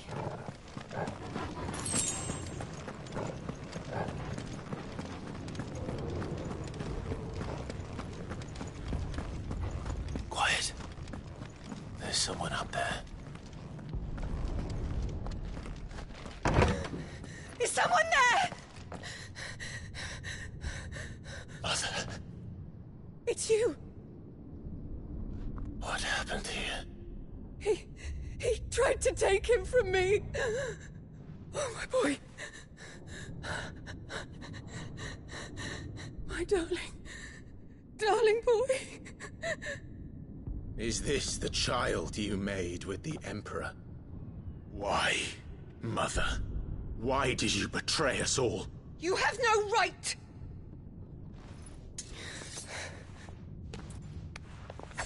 Answer him. We took you in, savage. Show some respect for those who raised you.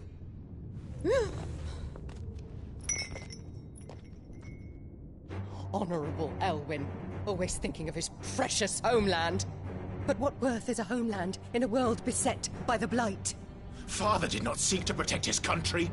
He sought to protect his people. A leader's duty is not to protect his people. It is to protect the source of his sovereignty. The noble blood that runs in his family's veins. So long as this bloodline remains unbroken, what does it matter if a nation falls? One can always found another. Unlike him, I did my duty. I preserved my line. I bore a son of the noblest blood, to whom the whole world might kneel. That is why I gave Rosaria to Sanbreque, that I might join my line with the Lesages and birth a savior of this benighted land, blessed by both Bahamut and the Phoenix! You sold your country for a child. Why did he need another? You had Joshua. I had nothing. You were always your father's son, so very strong and bold and daring, and yet you failed to awaken.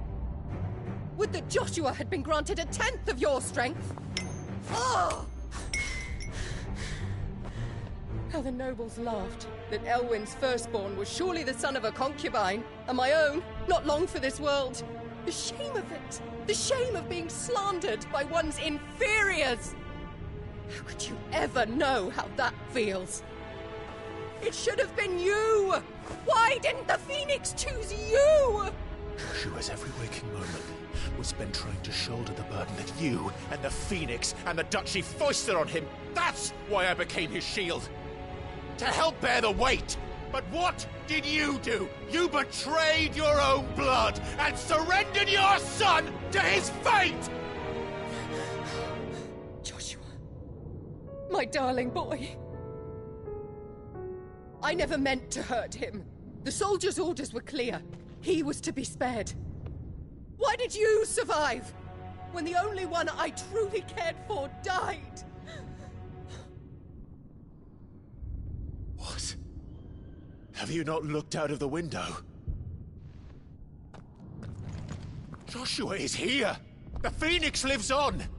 He's battling Bahamut as we speak!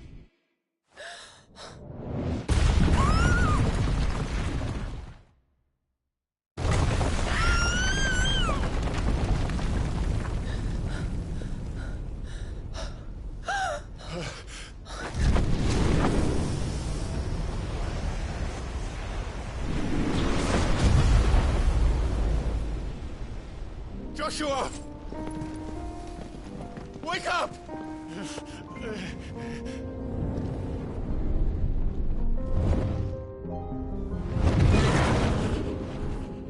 I am a shield of Rosaria.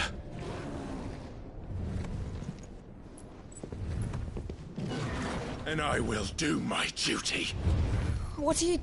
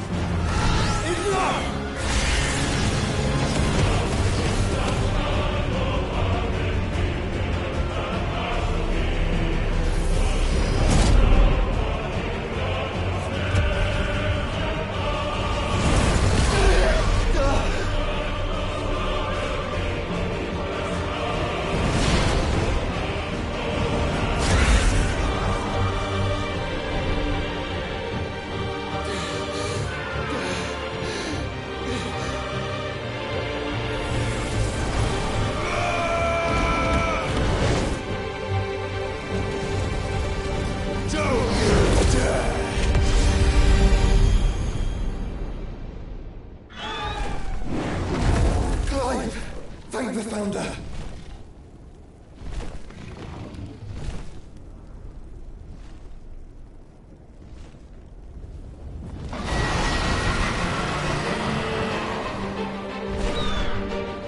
It's now or never, Joshua.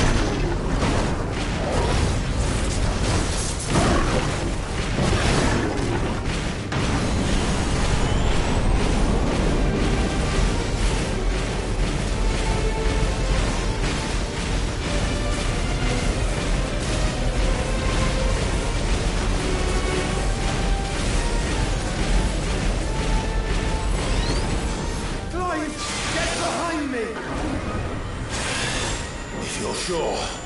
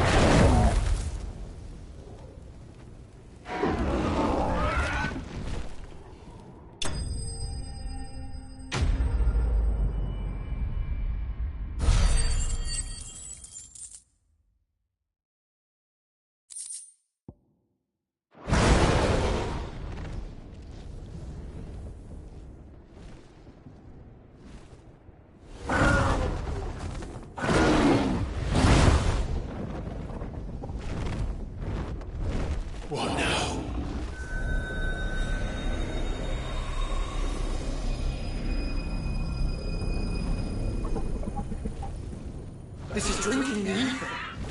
We have to stop him.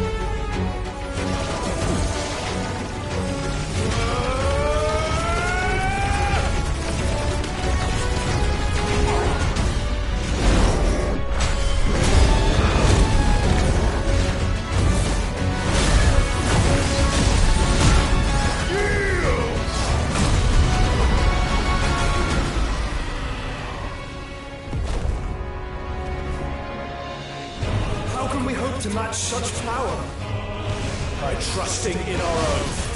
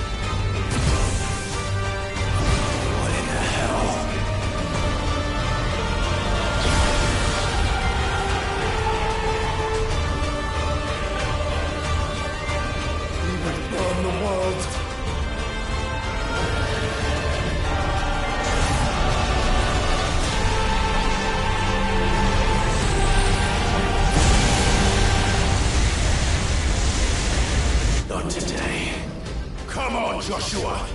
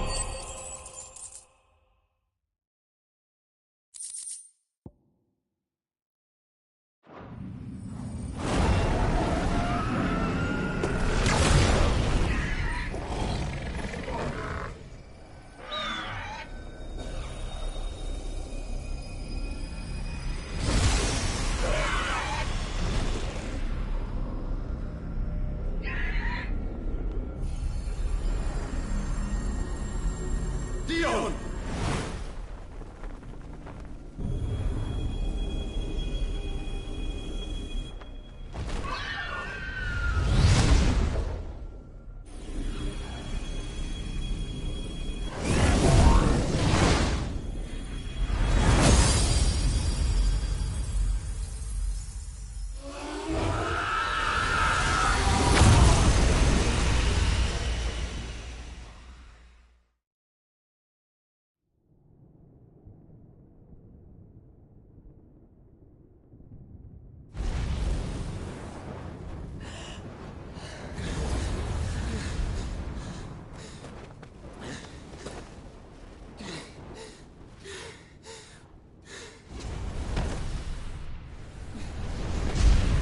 Joshua!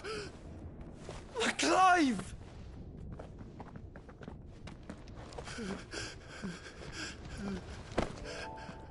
My brother. I'm sorry. I'm so sorry. You're alive. We both are. Nothing else matters.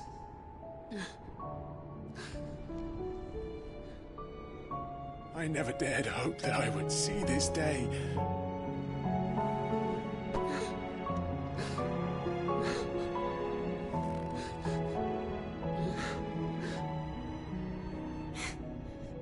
Reunited at last. Jill.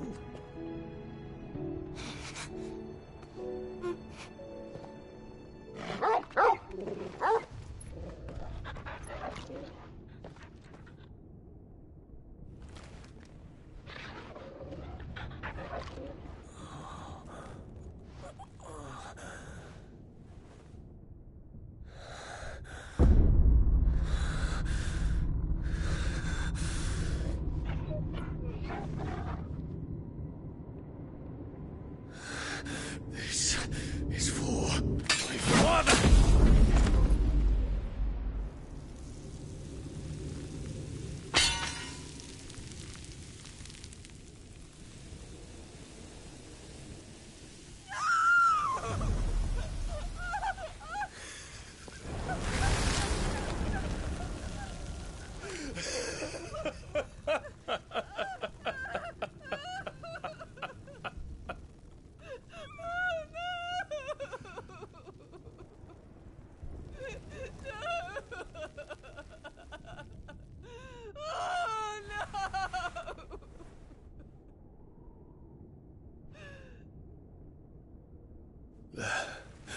It is done. The demon that would tear our house apart is no more. Father.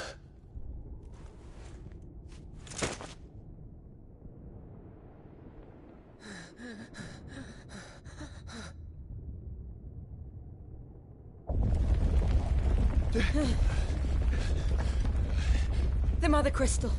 It's collapsing. Right. We need to leave. No. Wait.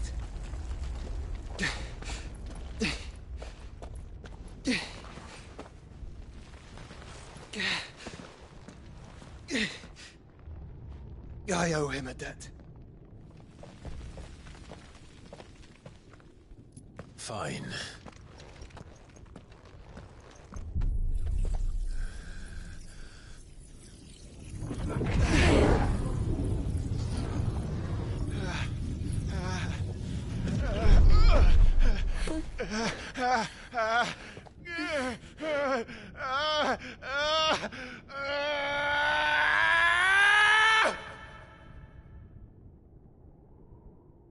You there. Tell me what section. Little as yet. Don't reinforce the walls. Will be found. This is our situation. Report, Captain. It could be supplies of strength. Can nothing be done to call them off? I regret not, Your Radiance. The Dragoons answer to none but His Imperial Highness. The Council is powerless to intervene. We're hearing reports of rebel Madness is this, Dion. throughout the neighboring districts.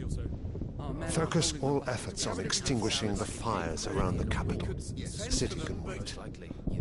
What about stocks of weapons and armor? Don't dally, man. Go! Your Radiance. Are the doors Your orders, right? And I want you to find out Make sure the doors are locked. Dalmek's movements. By the light! Dion. Have you taken leave of your senses? Call off the Dragoons at once! Fear not. The populace will come to no harm at their hands.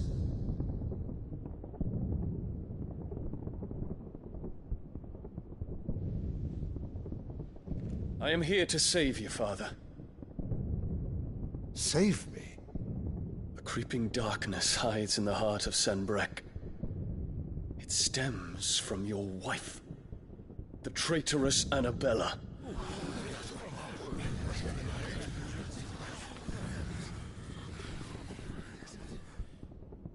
Not another word, Dion. Father, though you may not see it, the darkness has taken hold of you. It has made you forget yourself. But I bid you remember, there was a time when you ruled not with cruelty, but with compassion. Why now do you turn your back on your people? Why now do you seek to stoke the fires of war?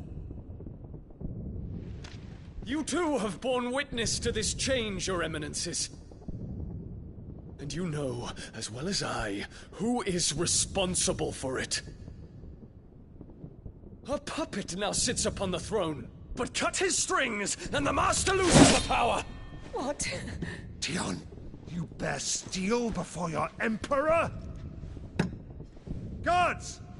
Take him!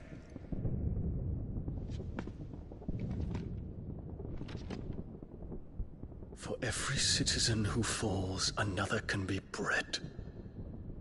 For every home that burns, another can be built. Those were your words.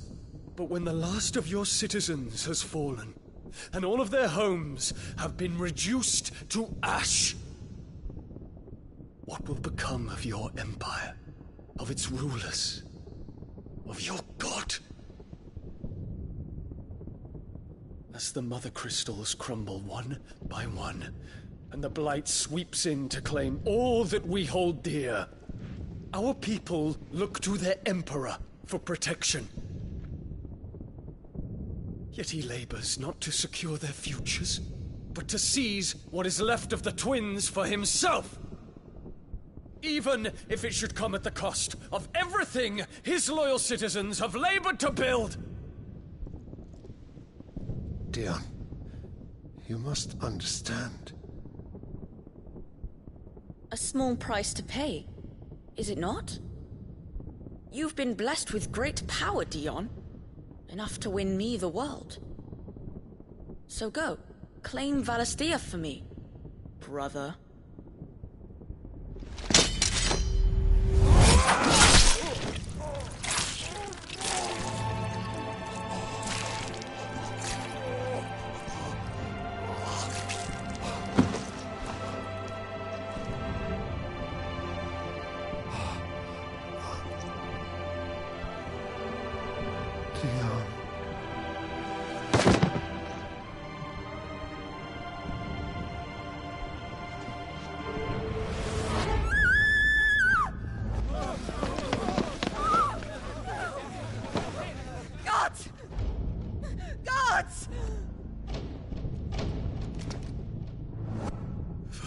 Father. Poor father.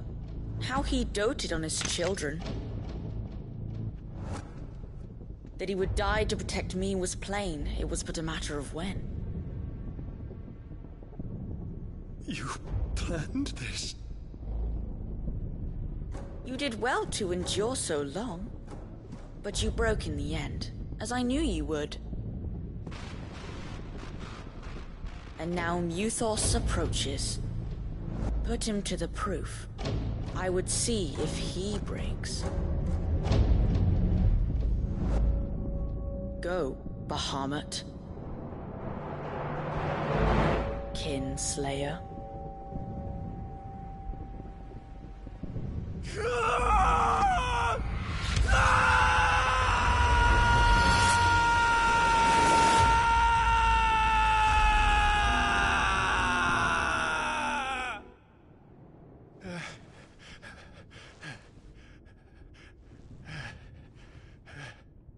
Not again. Brother?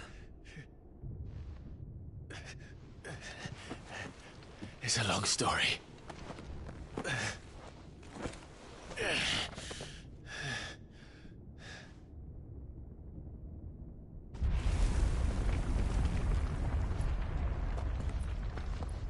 You cannot stay here, Mother. Come. Take my hand.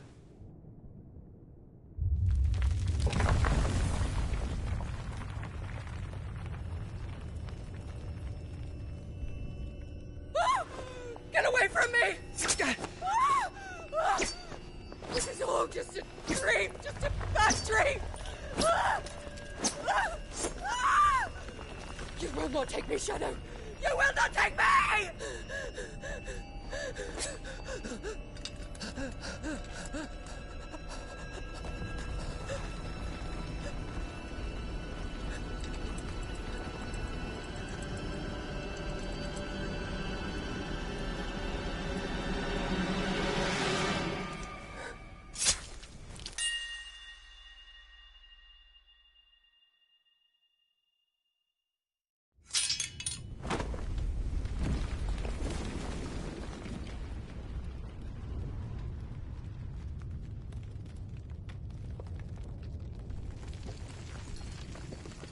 Mother.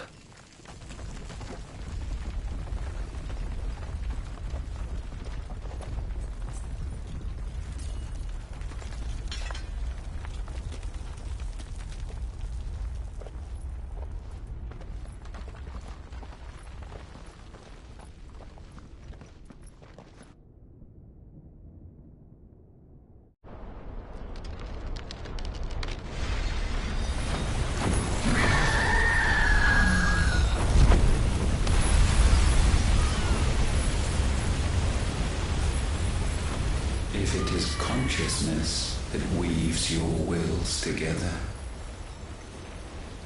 consciousness that blurs the boundary between your own will and that of others,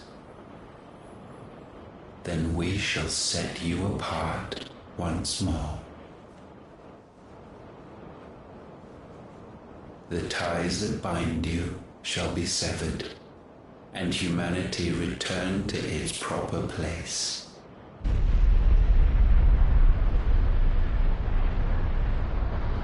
By primogenesis shall a new age of reason begin.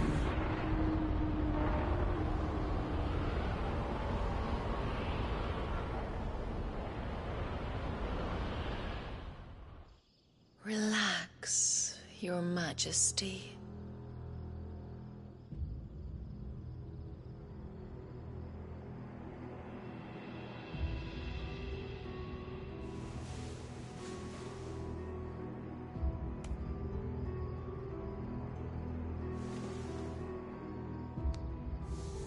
Don't you want to play? It's been a long time. If that is your wish. Men, you are as meek as all the others.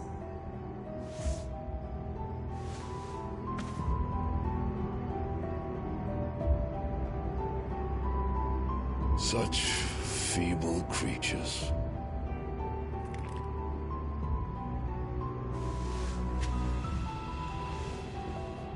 Gifted the power of icons, yet slaves to fickle emotions which usher you to your doom.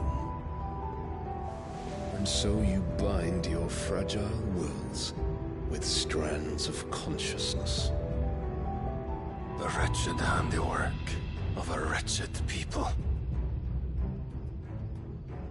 The Sons of Fire were united at last, and for but a moment, their flame burned bright.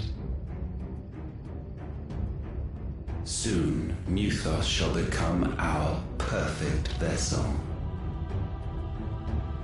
And then shall the world be remade. Not before the bonds are severed, of trust, of respect, of love. Only when every strand of consciousness is cut away, may Mythos return to our side. By primogenesis shall all be undone. Mankind shall be rid of his wretchedness, and Mythos of his will. But while he yet clings to it, he has the power to forge bonds anew. And so we bid you, find Mythos, and sever every one. To destroy that which has no physical form, you ask the impossible. There is nothing your black blade cannot cut, Odin. We shall unite with Mythos, and bring forth a new world. So long as our vessel remains unclaimed by humanity. It shall be done, Master. My will is yours.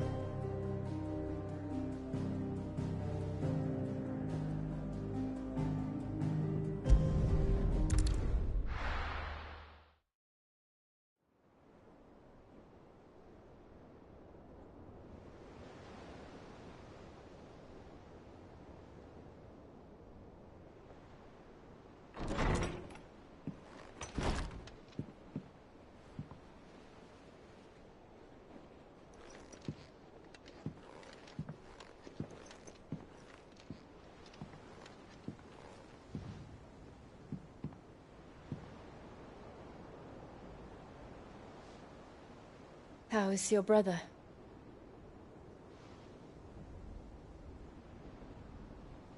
Asleep, since I returned from the Dominion. Tyr says he should be back on his feet soon enough. For a while, at least. She discovered something on his chest. A swelling, circled in stone. The curse.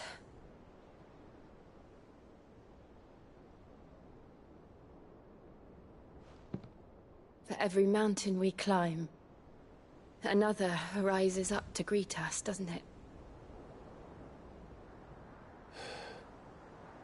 It's never ending.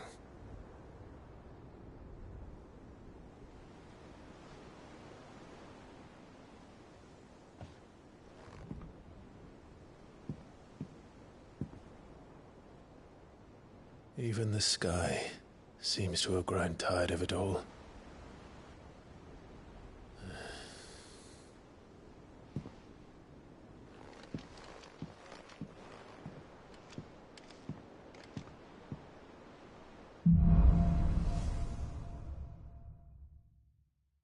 Tyr won't be happy if I disturb Joshua. While he rests, I might as well see what Otter has to say.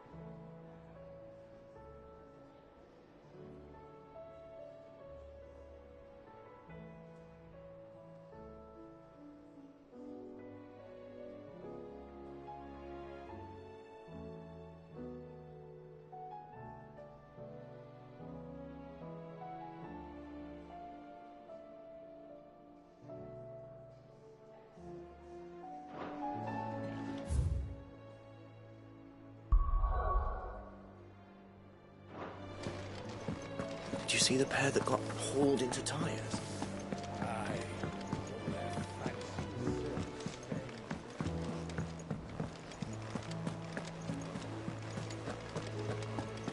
Did you see that? Tell me you saw that. There's talk of these skies driving them skies then. Otto, how fares the realm? The realm? Oh, she's just fine. As long as you look past the fact storms out mother crystals and her skies are a roiling cesspit. And Gav? He's with your uncle in the Free Cities, helping Mid with her project. Sent an owl their way the moment the winds turned foul.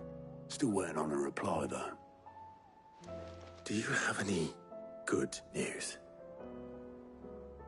Well, that depends on your definition of good. All right, fine. What do you suggest we do? Oh, no, I'm just the messenger. I leave the scheming to those more suited to the task. Could be that Lady Vivian and Old Tomes have their own thoughts on the current state of things. Could be that they don't. It certainly can't hurt to ask. I suppose not.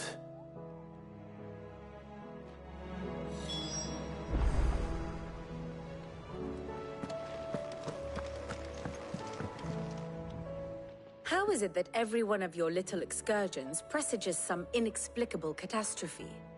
Not that you are to blame for the Dominion's fate. No one could have predicted the actions of the Crown Prince. I'm sorry I couldn't save your home. My countrymen are stronger than you think. A few toppled clock towers won't break their spirits. They'll be back on their feet in no time. I hope so. Look at us. Bluer than a pair of bog crabs. Tempting though it may be, sulking will not help us find a solution to this mess. You believe there's one to be found? I don't know. But I am certain we're more likely to find it if we first examine the facts.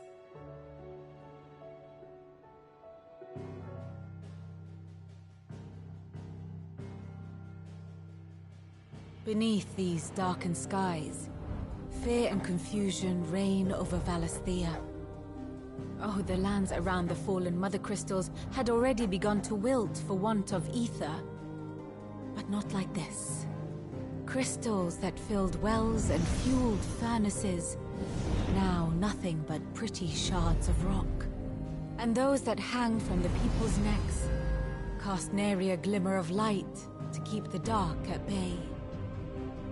It is only a matter of time before the common folk convince themselves that the end of days is upon us. Yet I fear a swift end is more than we can hope for. While most of the world thirsts for ether, the remainder drowns in it, spawning Akashic in droves. And amidst the hordes of mindless beasts, with magics as like to fail as function, even the strongest nation would falter. Rosaria and the Iron Kingdom teeter on the brink of collapse, while the tragedy in Twinside has all but paralyzed the Holy Empire. Dhalmekia fares little better. Rumor has it the ministers fled the capital after the fall of Drake's Fang, leaving their beloved republic to crumble. Waloed, meanwhile, moves in earnest. The Einherjar has been sighted off-storm. The world, in short, is in chaos. It would seem our civilization was nothing but a castle of sand, to be washed away at the whim of the waves.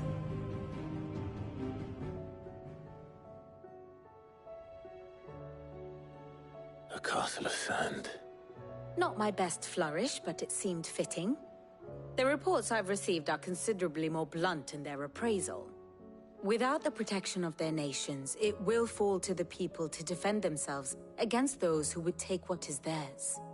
Which is only ever going to end one way. Defending a farmhouse against a band of chocobo thieves is one thing, but pitchforks and palisades will do little to stall an army's advance. Should the King of Waloed deign to invade, there would be none to stop him. None but us.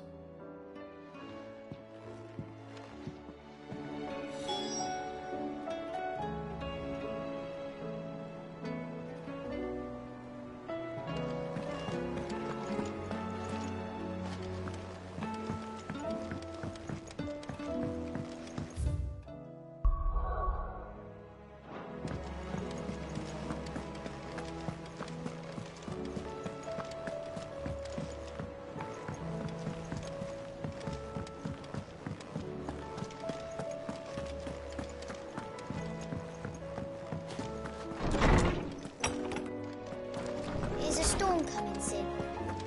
Will there be thunder? Let me guess. You're here about the skies. Is there anything you don't know, Lawsman? It doesn't take a court astrologer to augur the obvious. As for what has disturbed the heavens, that, I believe, is a question the Fallen might be better placed to answer than I. And on the 6th day did the gods tear the sun from the firmament, visiting darkness upon their prideful sons and daughters.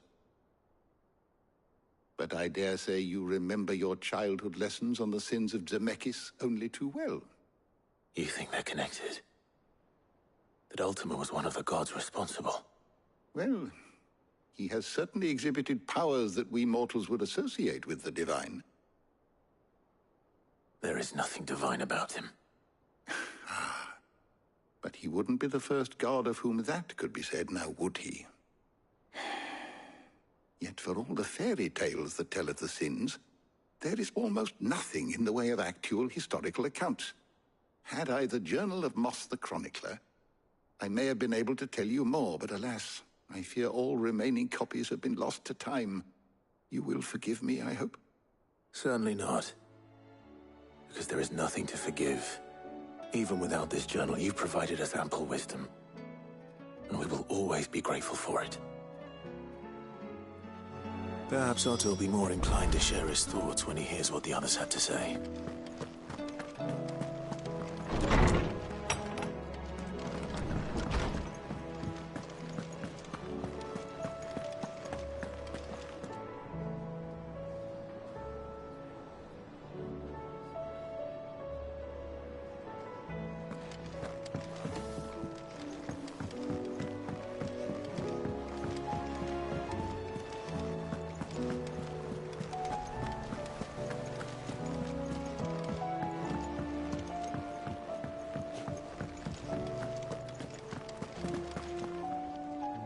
Clive, we have a problem.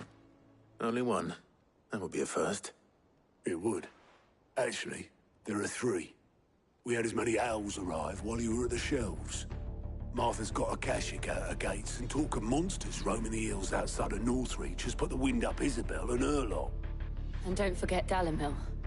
Lubor says the village was raided by bandits. When it rains... It fucking pours.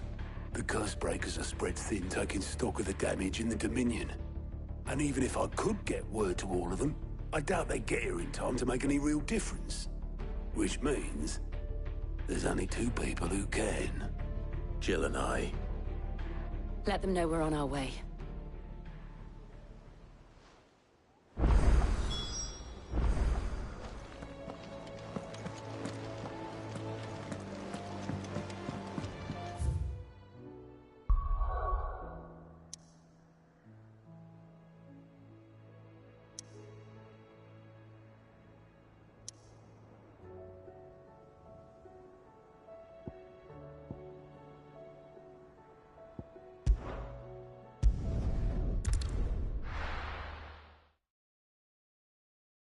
First we find Isabel. Heard a bloke saying he saw ghosts on the far side of the saw wall. it with my own eyes. Ghosts? The whole of Oriflamme under a flood. Then we're next.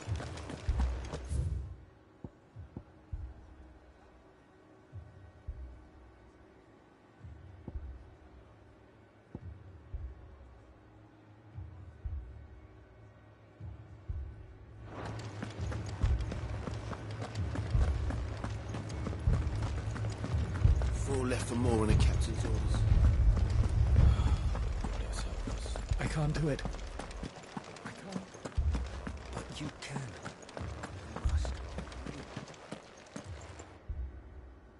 My lord.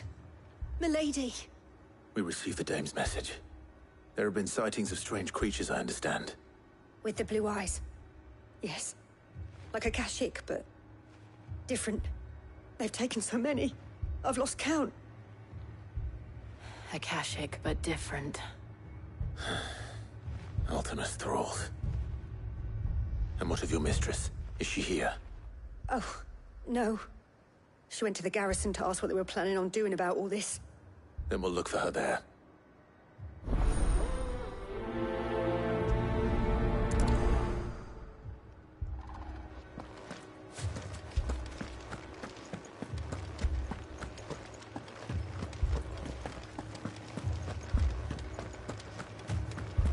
We could leave.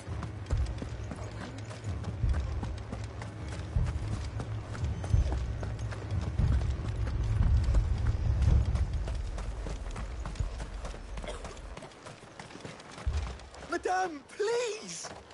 Half the garrison's been slaughtered by those things. We lost the captain this very morning. We've tried requesting reinforcements, but there's been no word from the capital or the Dominion in days! What more would you have us do? I would have you do your duty. Those at the Vale look to me for protection. And protect them I shall. Because they are my charges, and that is my duty. In case you have forgotten, the people of this town are your charges. But more than that, they are your people. Your sisters, your brothers, your lovers. So you have a choice. Lay down your sword and watch as they are slaughtered, or take it up and do what is right. She speaks the truth, you know. This here, it's all we have. It's all that's left. What we have left is our lives! Do you really want us to lose them as well? Not if we don't have to. Look, there's a cask under the captain's bunk. Let's talk about this over a drink, eh? I'm listening. I'll have a word with them.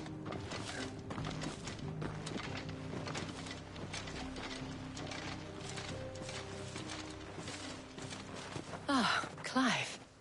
I didn't expect help to arrive so quickly. And sought to take matters into my own hands. It was a noble effort. But I thought you might still need some support. I'd like you to consider my needs. What we need to consider is where the creatures came from. The way the survivors speak of them, one would think they appeared out of thin air. And perhaps they did. It's hard to know what to believe these days. We'll talk to the survivors.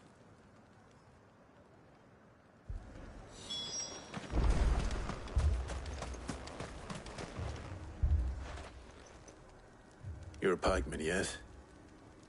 What happened? I've got family in Moor. I heard the flood was spreading, so I went to see if they were all right. And a pack of them glowing things found me in the meadow. I ran for my life. I never did get to the village. Leave that to us. My family. Don't leave me, Paul. I'm sorry, darling. That thing? I truly am. It... Did you see the creatures that attacked you? Creatures? Yeah, they came out of nowhere. They went for Joseph first, then me, and then they were just gone. Do you remember where you were? On the road from Oriflamme. We just passed Moor when...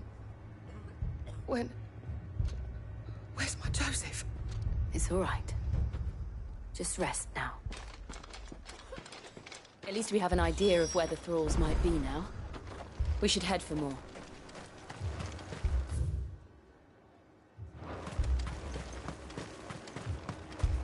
I assume you have a plan? We need to find out.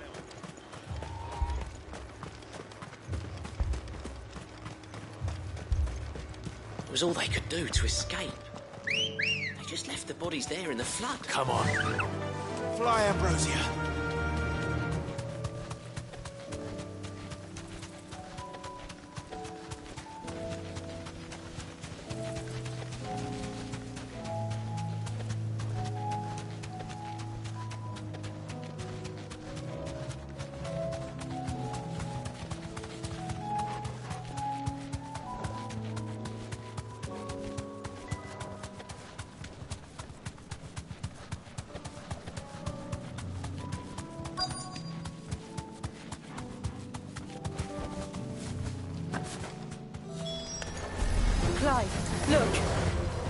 see them.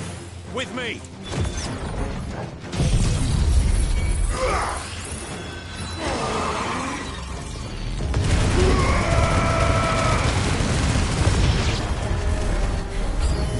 Should I try?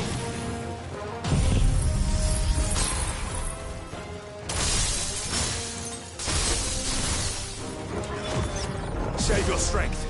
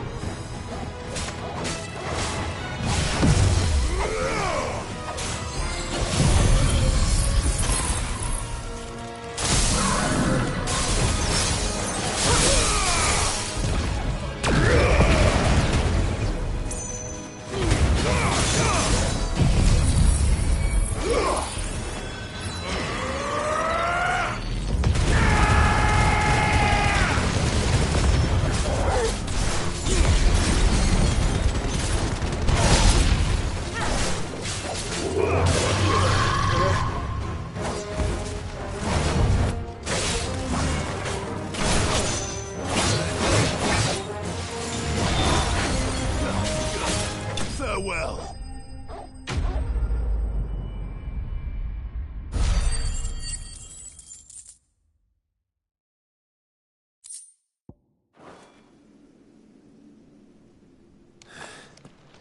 Do you think there are more? There are always more. But I'd say we've done what we can for the time being. Then we should let Isabel know.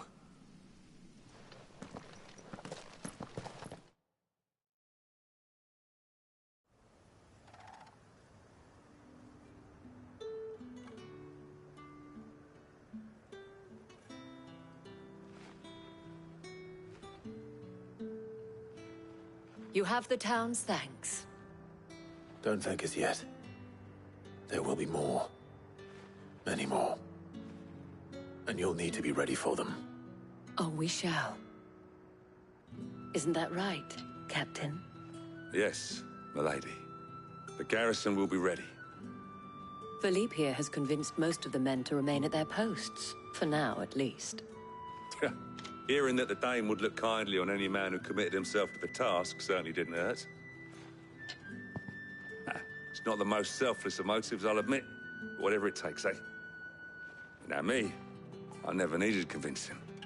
I became a soldier to protect the people I love. And the people I love include the one standing before me. Handsome and chivalrous. Now, if you don't mind, I have sentries to post. Milady.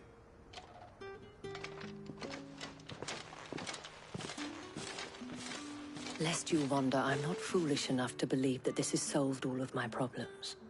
But it has solved one, and that's one fewer than I had this morning. Thank you again, Clive.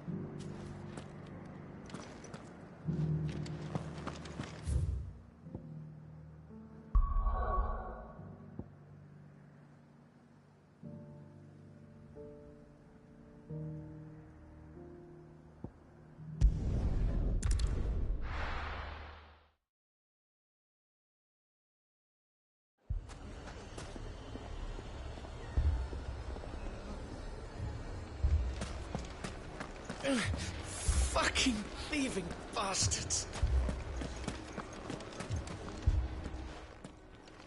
Cid. Your new companion appears much more formidable than your uncle. Should I be worried? You haven't been introduced. Jill. Clive has told me much about you. All lies, I'm sure. Your Stolas said that Dalimil has a bandit problem. Indeed. Although, you're a little late. They left with our food and guild days ago. Any idea where they went? The desert's a big place. Your guess is as good as mine. But the fact is, I have more immediate concerns. What did you say to me? What did you say? As if by magic. Let's just say we've yet to reach a consensus about how to solve Dalimil's little problem. And at this rate, it won't be the actions of the bandits which prove to be our undoing. It will be our own. I've tried reasoning with the dissenting parties, but even the Desert Hare has limits. Perhaps we could talk to them. What makes you think they'll listen to us? What makes you think they won't? She makes a fair point, Cid. And you won't have wasted much of your precious time if you fail. They're just across the courtyard.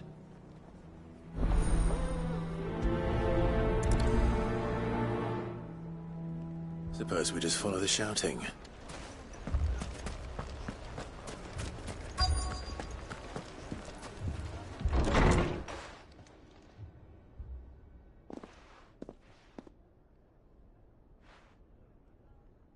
You wouldn't talk like that if it had been your men whose throats were slit.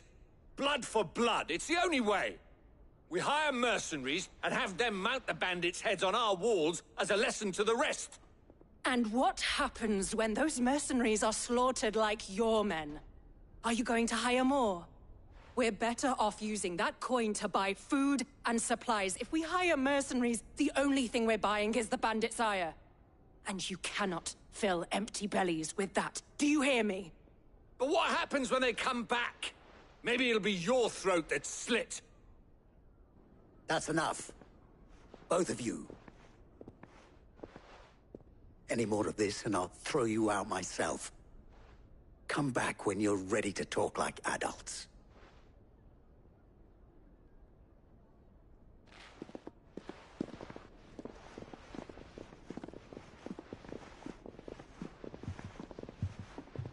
Victor.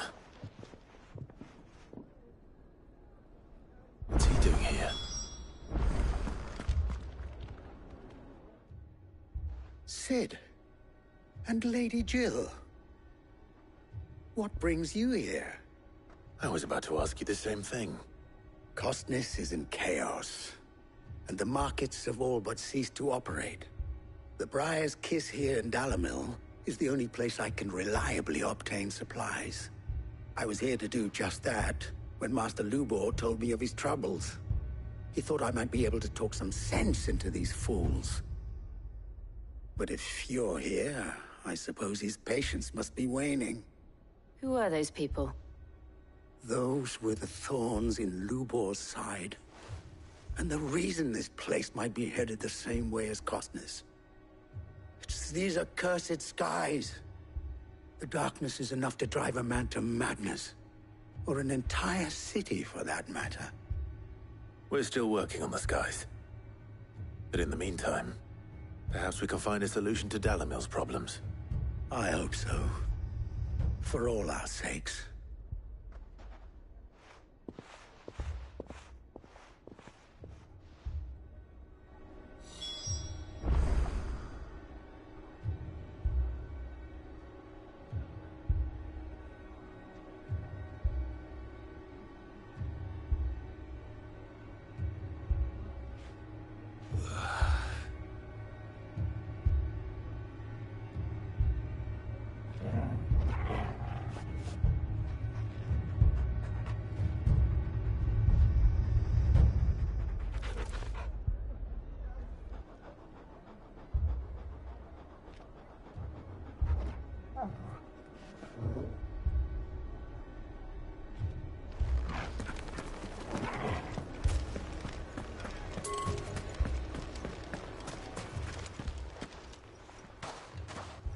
So, you see my predicament?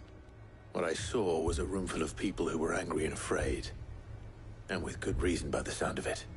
But if left to smolder, that anger and fear could set the entire town alight. My thoughts exactly. What to do? Both sides wish to protect their homes and livelihoods, if only they could agree on how. But as long as they are divided, we are vulnerable. And if there's one thing bandits like, it's an easy target. What would Sid the Outlaw suggest? Well, if it were my namesake, he'd let them choose for themselves, and be on hand to pick up the pieces when it all went wrong. That sounds like a recipe for disaster. A recipe for disaster is precisely what it is. But perhaps that realization would be enough to make them question the ingredients. While it's plain neither Conrad nor Natalie will countenance the other's proposal, it may still be possible to make them doubt their own. Before presenting them with a third option. And that would... Victor, pay Conrad a visit. See if you can't... Don't worry, Victor and I will do most of the talking. You need only play along. Play along? What he means to say is yes.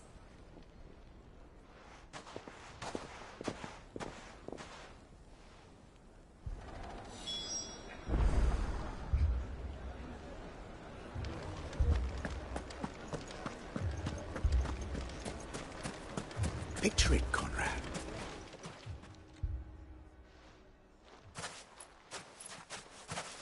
Ah, here she is.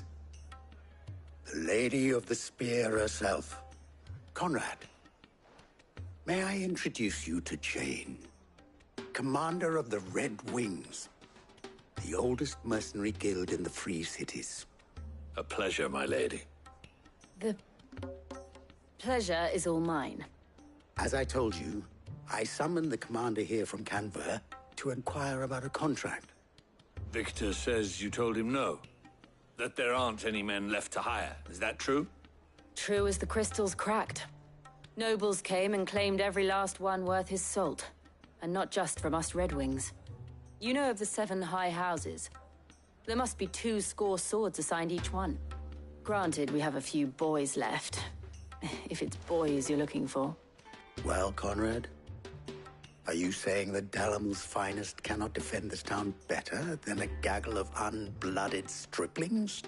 That a band of beardless youths could better avenge the deaths of your brave men than you yourselves? Absolutely not.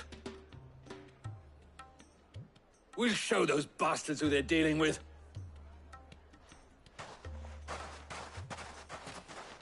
I can't believe that actually worked. Conrad's not what you called the brightest candle in the crypt. And there's a reason why I had you do the talking and not Sid. Well played, my lady.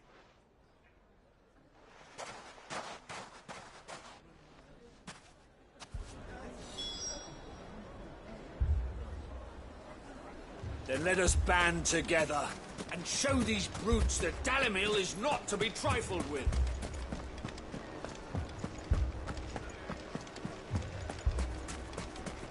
My shop?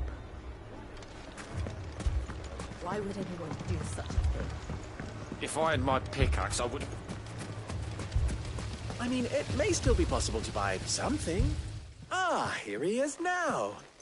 Natalie, allow me to introduce Lord Underhill of Randalar's prestigious League of Merchants. Lord Underhill. At your service. Underhill? I was just telling the good lady of our conversation, my lord, and how you were lamenting the state of the capital's stores.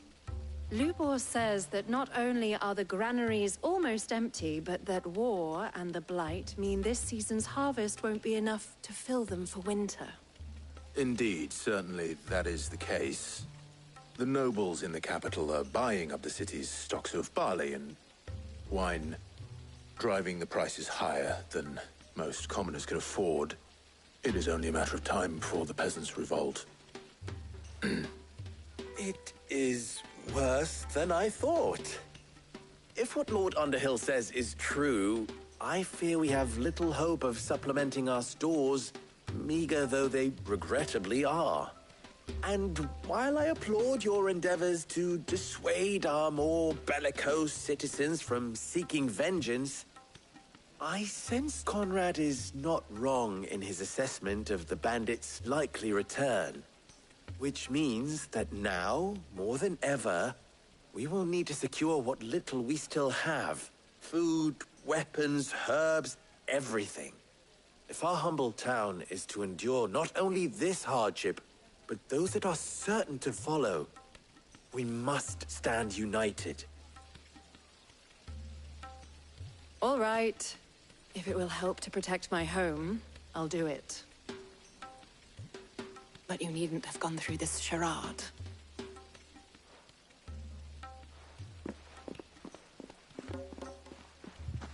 Thank you, Clive. Your performance was nothing if not workmanlike. She saw right through it. I didn't say it was good, merely that it produced the desired effect. Now, my scouts should be returning shortly. Meet me back at the Briar's Kiss, and we shall see what we face.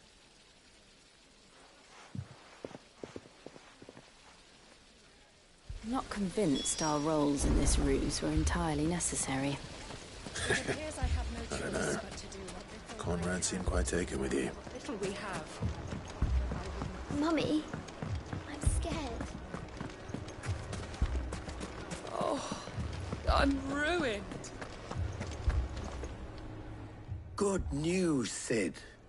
Both Conrad and Natalie have somewhat gracefully accepted their new roles. With time, they may even learn to... Time no longer appears to be the luxury it was before lunch. I take it your scouts found the bandits. Technically, it would be the bandits who found my scouts. It appears they march for Dalimil as we speak. All of them. You're not serious. They don't just want food, they want the whole damn town.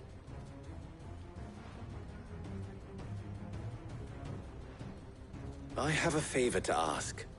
I'm told the bandits march in two groups, one from the south and one from the desert, in a move doubtless intended to stretch our already gossamer-thin defenses. Very well. Jill and I will meet those from the desert. But what of the rest? The rest, my friend, the city shall fight. Together.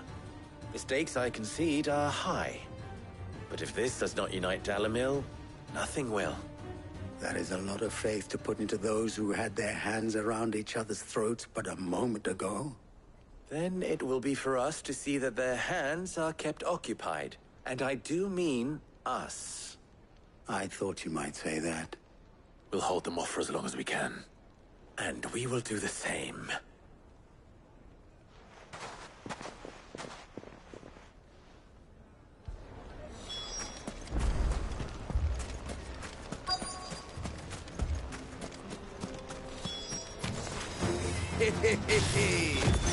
No women folk have come to welcome us.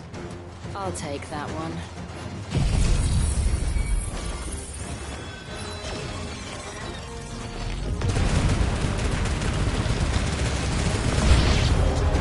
They mean to overwhelm us.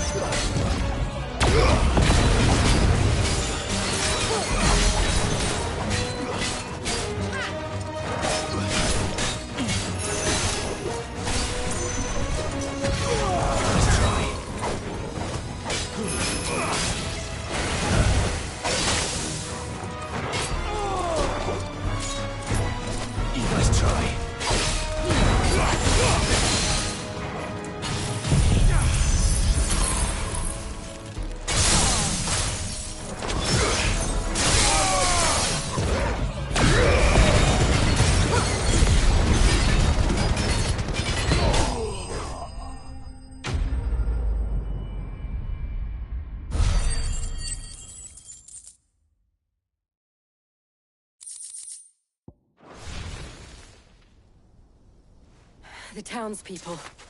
Could they have held out? I don't hear any fighting. What do you think? That we should hurry.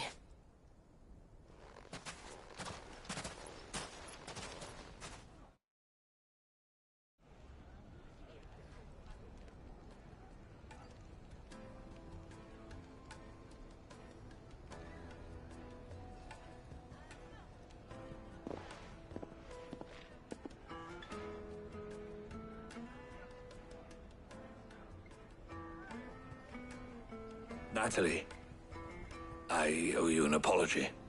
You did well out there. The inn would have been lost had you not held the line.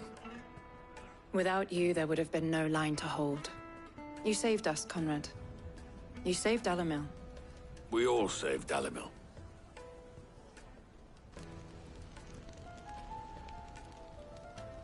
Conrad seems to have had a change of heart. I'd say they both have. I take it from your presence that our visitors from the desert won't be joining us either. Pity. The plan worked, Sid. Granted, it only took an army of bloodthirsty bandits at our gate. Calm now, Victor. Why quibble over the details? We are united, and that is all that matters. As for you, Sid, you fight considerably better than you act. I'll take that as a compliment.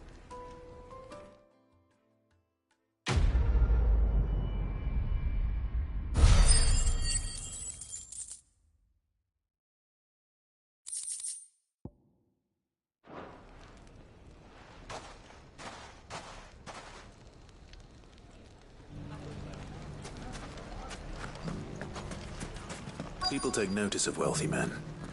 Shouldn't be too hard to track down Karen's collector.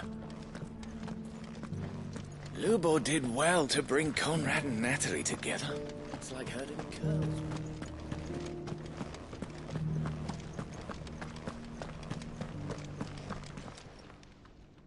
My reputation will be ruined!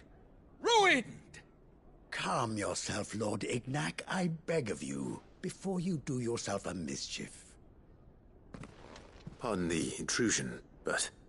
Out! Get out! I paid for these rooms so I wouldn't be disturbed. Leave me be! Please, allow me to apologize. His lordship is going through a difficult time, and he's never been fond of guests arriving unannounced. Radim! Get rid of the filthy oaf this instant! Very good, Lord Ignac. Would you mind stepping outside for a moment?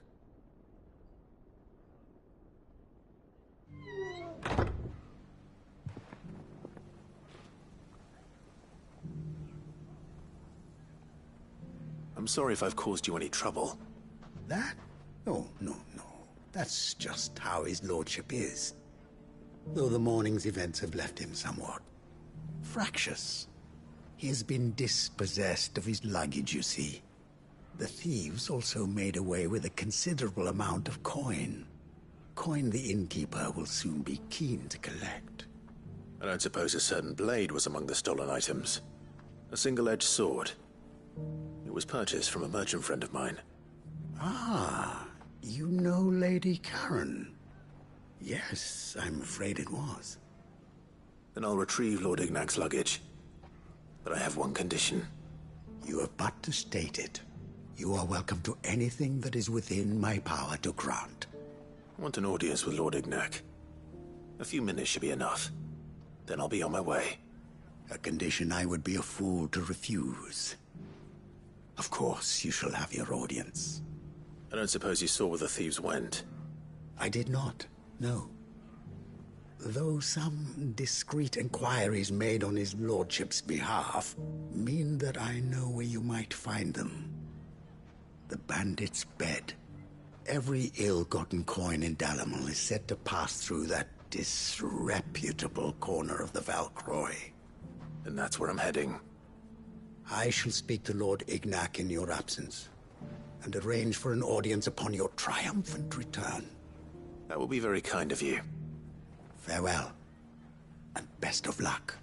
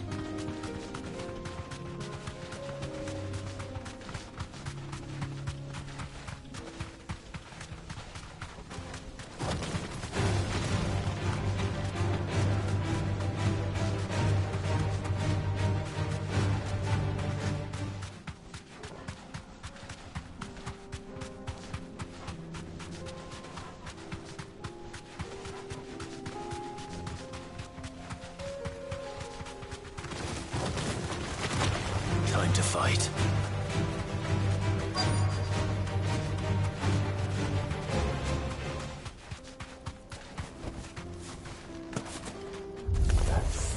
We've got company! Come on, lads, let's tear the bastard's head off!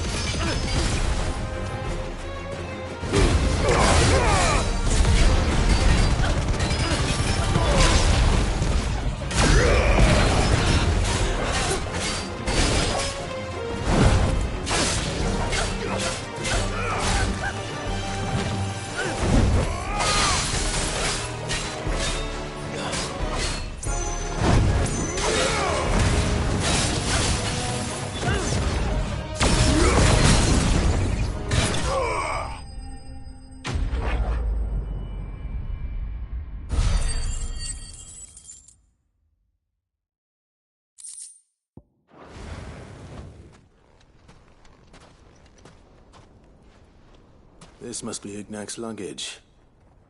Nothing seems to be damaged. All right. Let's get it back to Dalimil.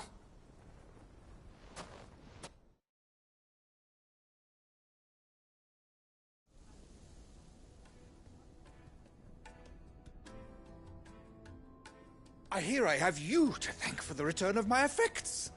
What shall I call you, my good man? Wyvern. Glad to make your acquaintance. A formidable name indeed. Well, Wyvern, I appear to be in your debt. Redeem here tells me you wished for an audience. Is that all? A few moments of your time should suffice, yes. You're a peculiar fellow, Wyvern. All right, speak. Master Wyvern was wondering if you could tell him about a certain single-edged sword you recently acquired. Oh, a true work of art, that one. Karen drove me hard on the price, but I would have sold her Radim here to get my hands on that sword.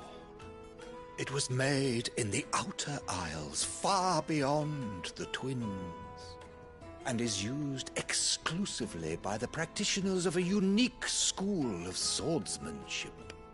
They believe no combat should ever exceed a single strike, and hone their blades to such perfection that none ever does. Each sword is made for that one perfect stroke, and for that stroke only. They crack upon a second blow. There's a brutal sort of beauty to it, really. But how do they hone such an edge?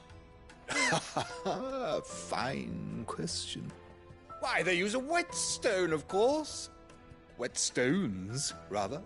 A whole array of them, ranging from the coarse to the fine. 10,000 licks with the sharpening stone, then 10,000 more. But it is the final stone which lends the blade its legendary sharpness. A mineral quite foreign to this great realm of ours. And that is the key. The secret ingredient. Wyvern, it occurs to me that my little lecture is hardly equal to services rendered. Take this, together with my regards. The very stone of which I spoke, far rarer among collectors than even the blade itself, and a far more fitting payment. Thank you. Pardon the intrusion, my lordship.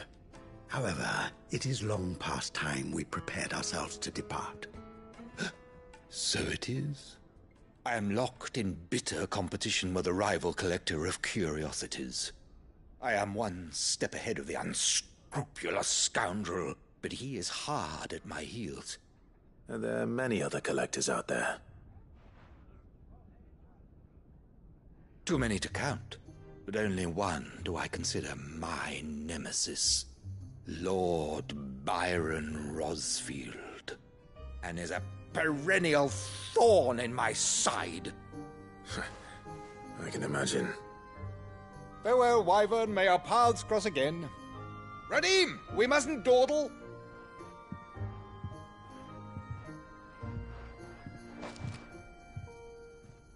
I think his lordship is rather taken with you, Master Wyvern.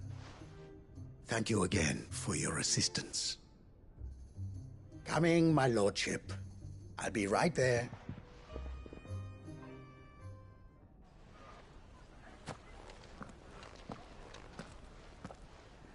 Trust Uncle Byron to find such an interesting rival. Now, let's see what Blackthorn makes of this whetstone, shall we?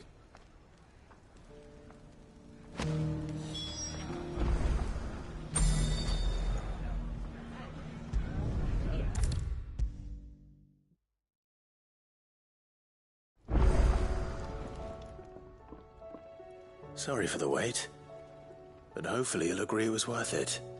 You learned something about that sword, then? I did better than that.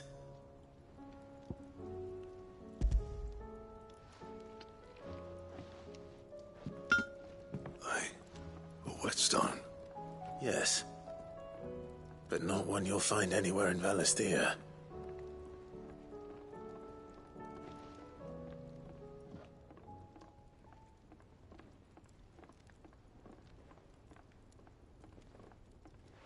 No wonder I couldn't get the same finish on the grinding wheel. One hit and all done, eh? Might not be so bad if all you ever fought were duels. Good luck on the battlefield.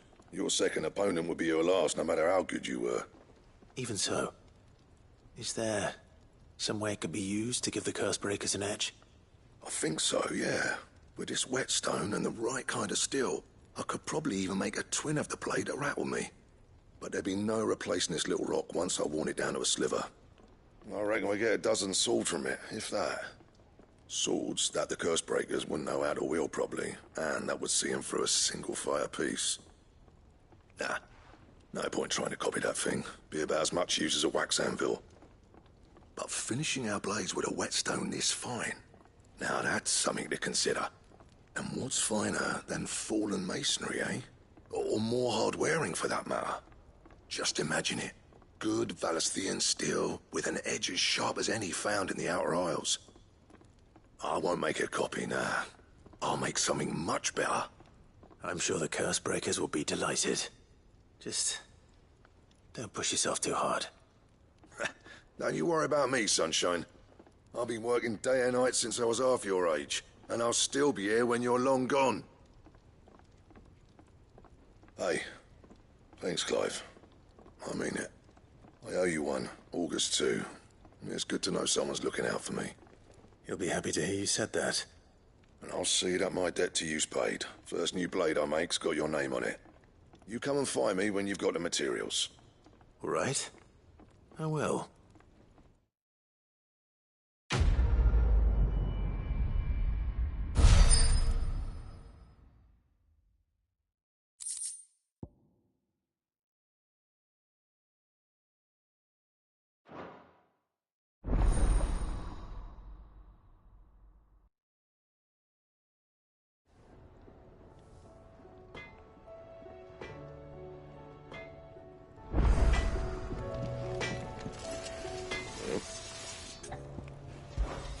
What do you want? No scratches, all right?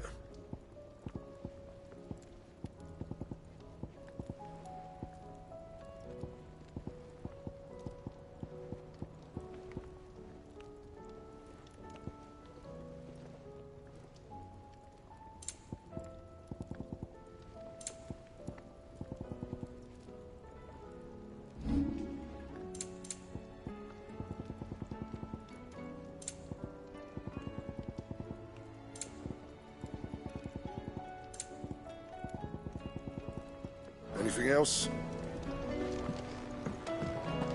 Did you see the pair that got pulled into tires? Aye.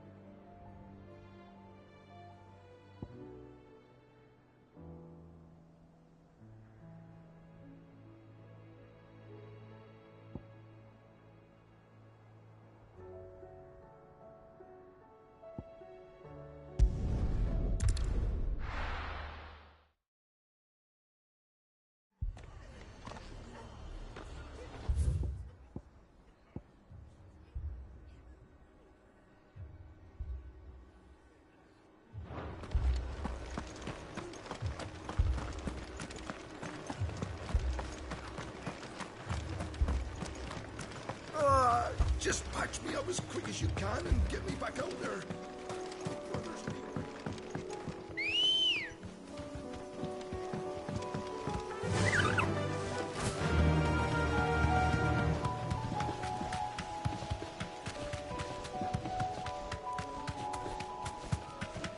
We're not alone.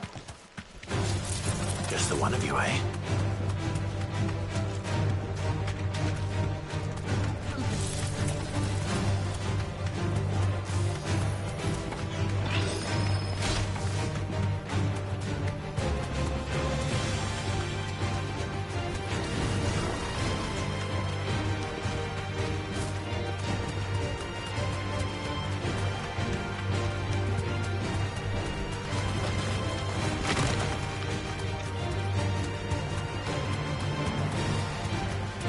Certainly quiet.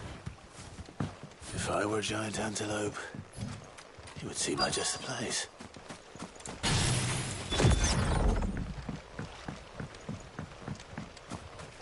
Careful. I doubt we'll find one bigger than that. You hungry, Torgal?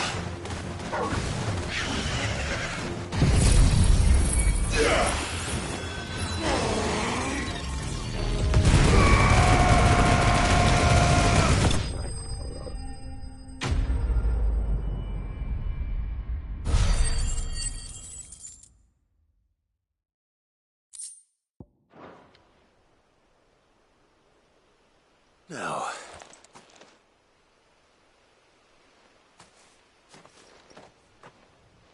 will it be enough, I wonder?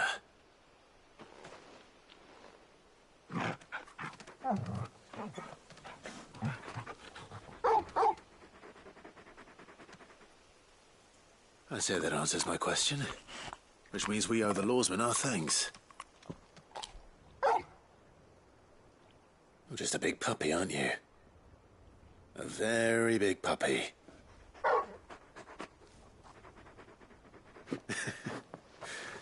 You do know you can take that with you, Torgal. Lady Karen will be relieved to hear you've got your appetite back. Come on, boy.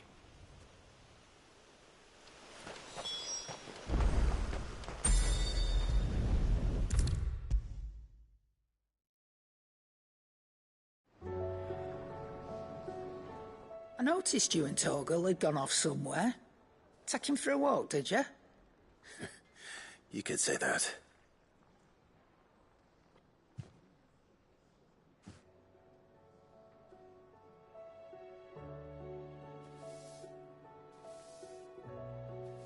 So, Molly's leftovers weren't good enough, eh? That'll teach me for treating you like you're still a pup. All right, no need to shout. Now we know what you're after, I can see about getting some in. Speaking of which, I brought one for later. Can I leave it with you?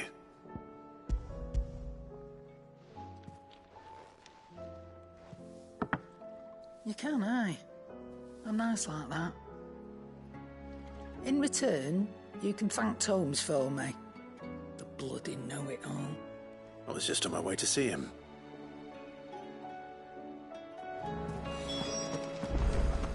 Seems the hideaway's lost its appetite. There's a storm coming soon. Will there be thunder? Ah, Clive. Were you able to locate your quarry? We were indeed, Lawsman. You pointed us in exactly the right direction. And Torgal's been a very happy hound ever since. Very good, very good. Lady Karen sends her thanks, by the way, for your part in solving the mystery. Ah. But that reminds me. After your last visit, I found myself pondering Torgal's talents. Do you recall our conversation concerning Lady Jill's role in Torgal's transformation? About how she somehow woke the power within him. Precisely that. A reasonable conclusion, I thought. But one which raised certain questions in my mind. You see, the Fenrir of legend served Shiva and Shiva alone. And while the powers attributed to him are certainly impressive, the records imply they are somewhat different in nature to those you described Torgal as having used. What are you suggesting? that Torgal may be the beneficiary of more than one Icon's power. Consider that in addition to Lady Jill, he has served as a loyal companion to you, your brother, and even the late Cid. In short, the Icons hitherto near at hand, or should I say at paw, have been diverse and plenty, and that number has only grown as the realm's dominance have fallen to your sword. One can but speculate as to how all of this has affected Torgal. He has seemed more fierce of late. And if I am not mistaken, he will grow fiercer still. We are fortunate indeed to be able to count him amongst our allies and not our adversaries. Oh, he's more than an ally. He's a friend.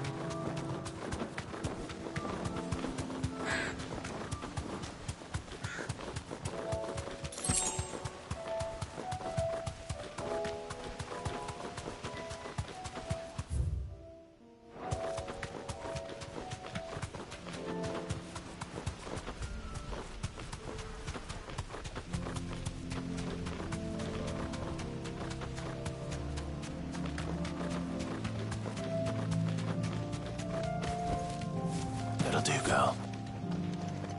Careful.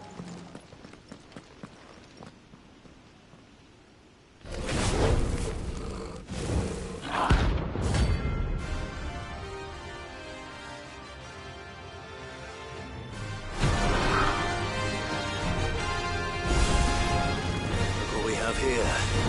Greetings, Your Majesty.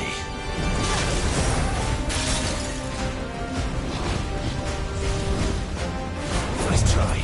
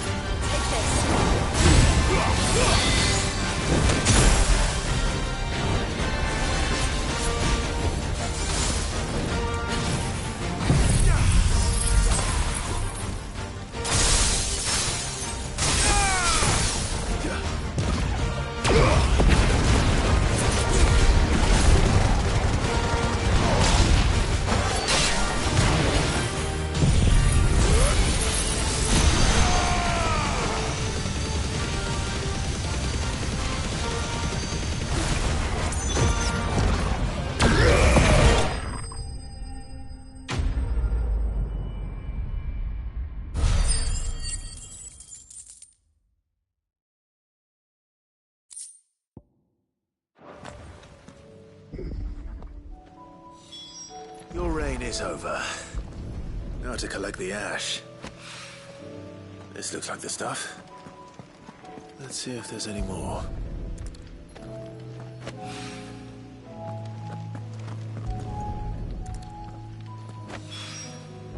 That should do it. If a wine needs more than this.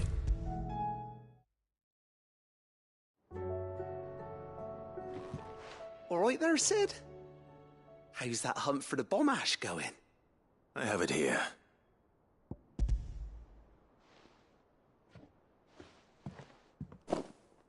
That's the stuff. And plenty of it, too. Enough to keep the Alembic bubbling away for a good old while. You're a gent, Sid. Let nothing say otherwise. Right then. Let's get this contraption up and running.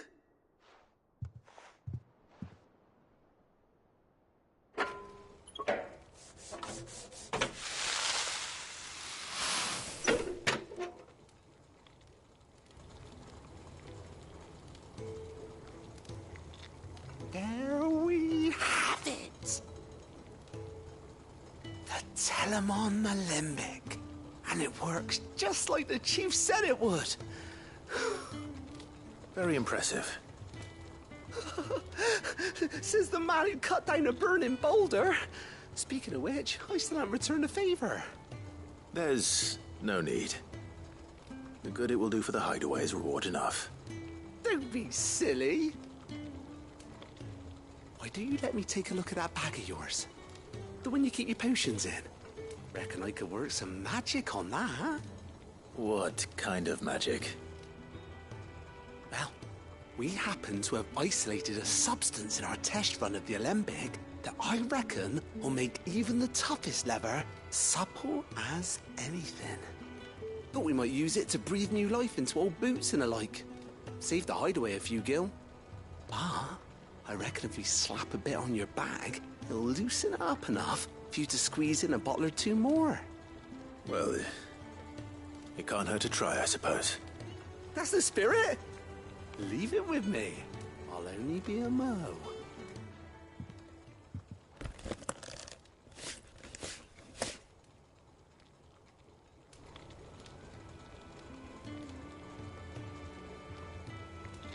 Well, what do you reckon? It certainly feels more flexible. Right? Told you. Thank you. I think. No. Thank you for supporting Mid and the rest of us in our endeavors. Without you, we'd never have been able to discover wonders like that stuff I rubbed on your bag. And I'm telling you, there's plenty more where that came from.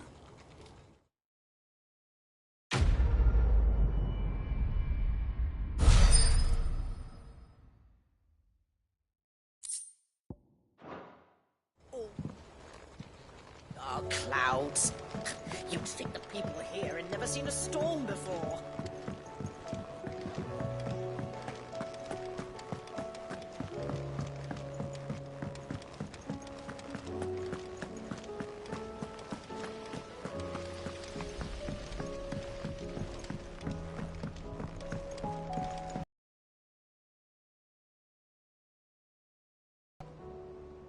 Oh, I wasn't expecting you back. Here you are. All yours. Here you are. All yours. Best of luck out there, Sid.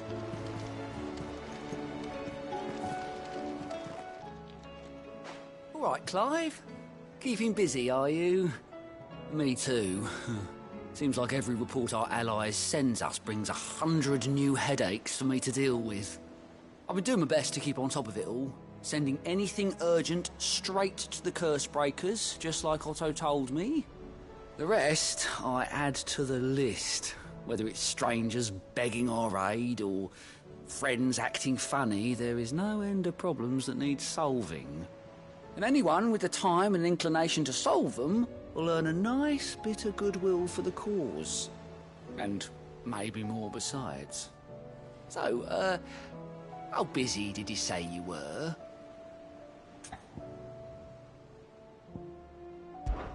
I'm sorry to drag you into this, Master Clive. It's just I couldn't think who else to ask, and you're always so willing to help everyone.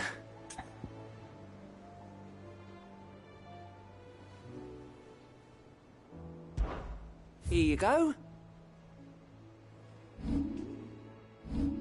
Think you can help? I pity those in the village.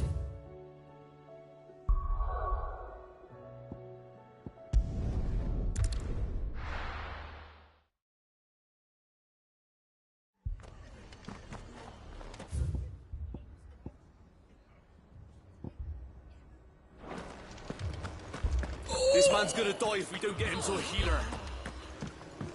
But all our beds are taken. Martha, it's good to see you. And you, Clive. Jill? Otto said you'd been attacked by Akashic. What exactly happened here? Those skies are what happened. Not long after they fell dark, we had our first visit. There were hundreds of them. Tried to storm the hill. Only a handful made it up here, but that was more than enough. The rest are still down there now. And while we have a few willing fighters holding them back, they're sorely outnumbered. What do you think, Clive? That we join the fight? I thought you'd never offer. Now, where I need you is the Fallen Gate. That's where the fighting is fiercest. Let the men know you've come to help. Something tells me they'll be pleased to see you. We're on our way.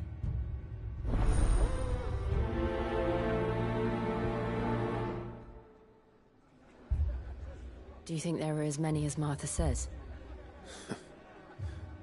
More.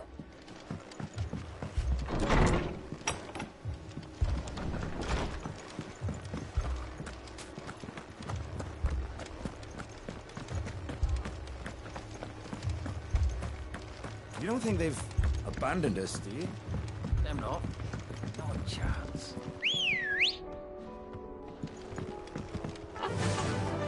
Fly, Ambrosia.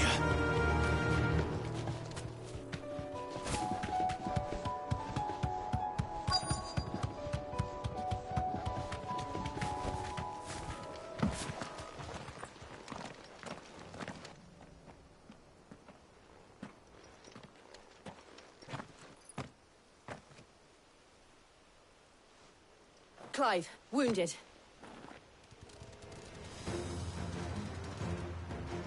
We deal with the Akashic first.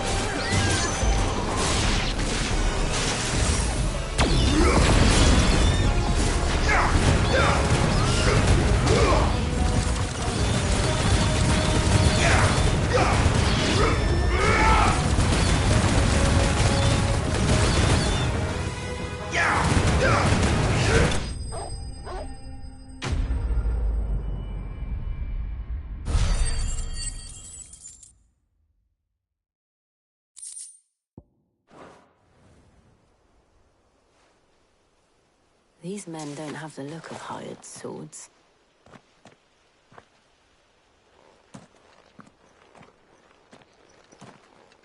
If you've come to rob this place, You are mistaken, my Lord Rosfield. We're here by Madame Martha's leave. how do you know my name? Forgive me, my lord. There wasn't time for introductions. We're with the Guardians of the Flame. Wade's men? But how did you come to be here? Where is your commander? Sir Wade left earlier with a scouting party to find out where the Akashic were coming from. Did he? Take your wounded back to the inn. Martha will see you're looked after. We'll join you anon.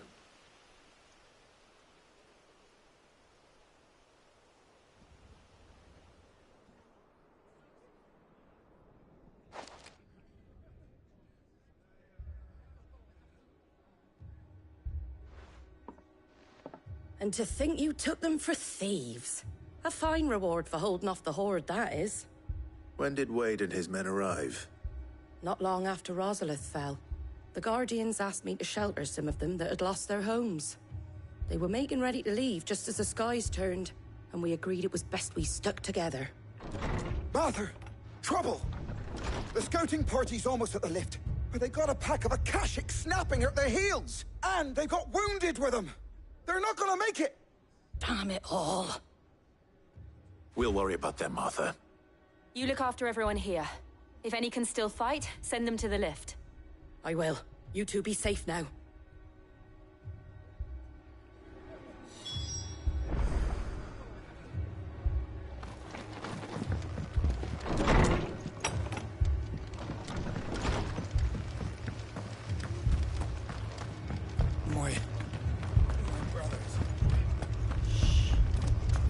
Mad dogs. The lot of them.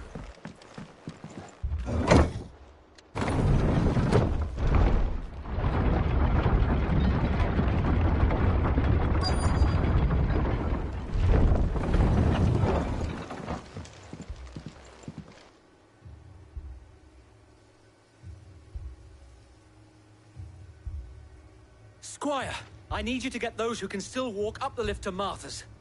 But what about... I didn't ask, Oscar. Sir. Sir Wade.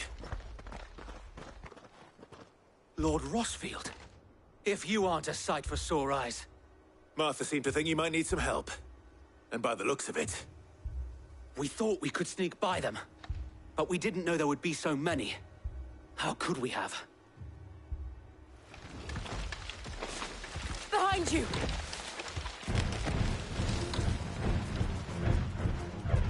Damn it!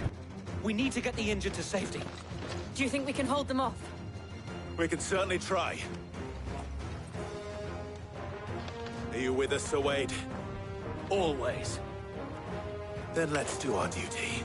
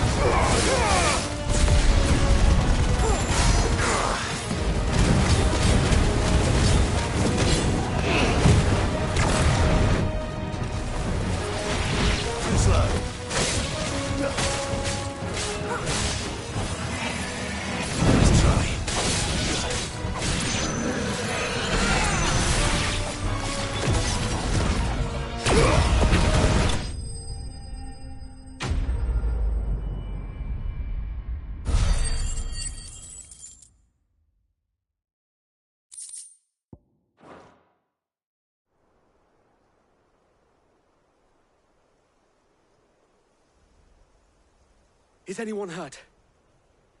I don't think so. And yet again, you've pulled me from the flames. It's just a pity I keep walking into them. You've never been one to shy away from danger, Sir Wade.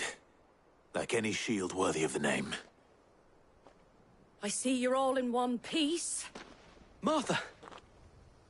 Is something wrong? The lookout saw smoke coming from down Eastpool way. Too thick to be a hearth. A second horde. Feel like finishing the job. Always. Jill and I will make for Eastpool. You'll need to move the injured without us. Don't you worry about them. The moment my men are safe, I'll follow. Good luck.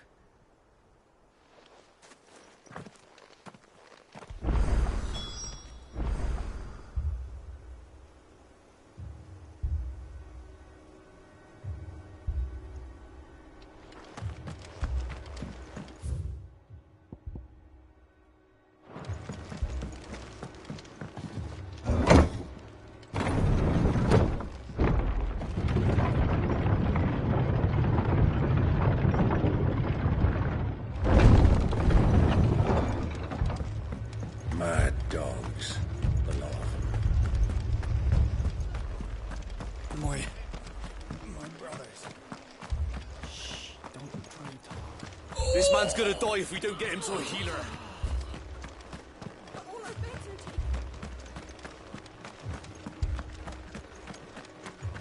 taken. Just patch me up as quick as you can and get me back out there.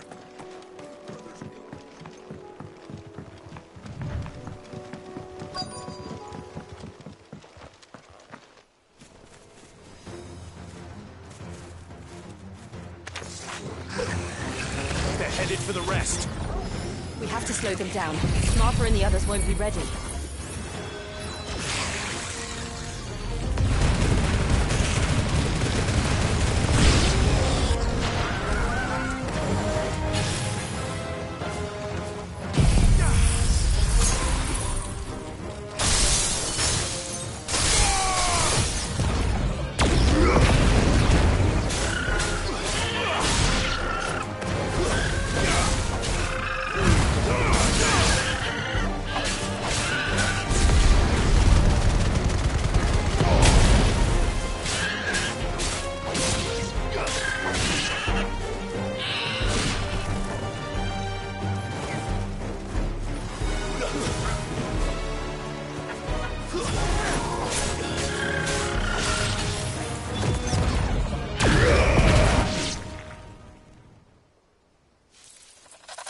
Something's coming. Apologies, my lord. Did I miss anything? Only the first round, so wait. Shall we?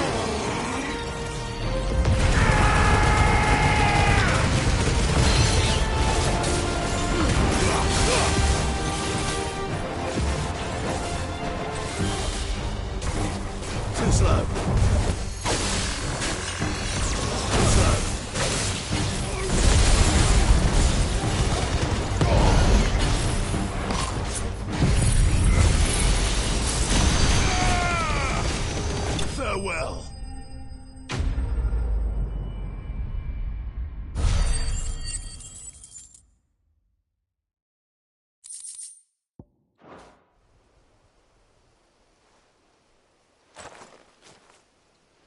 Do you see any more? No. I think that was the last of them. But it won't be long before the next lot arrive. Then we make for Martha's while we can.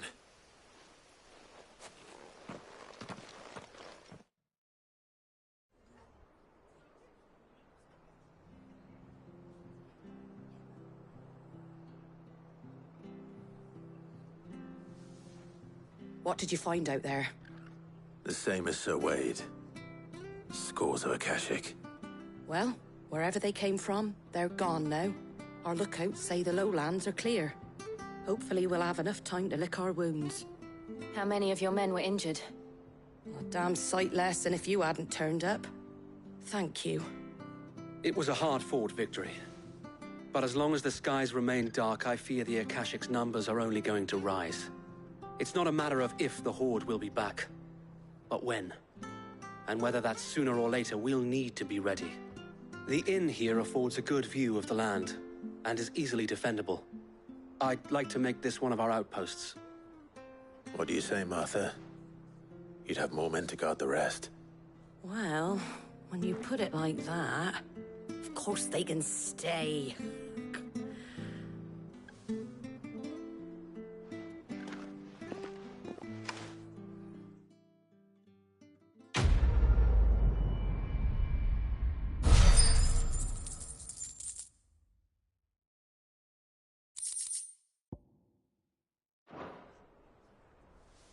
My lord, there's someone I'd like you to meet. Oscar, over here.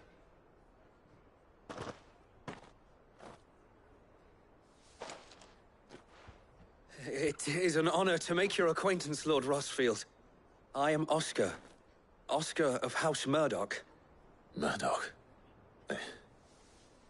I wasn't aware the Lord Commander had children. Oh, he didn't. But his brother, my father, did. I am Sir Rodney's nephew. Well, go on, then. It's not for me to ask him. Yes, Sir Wade.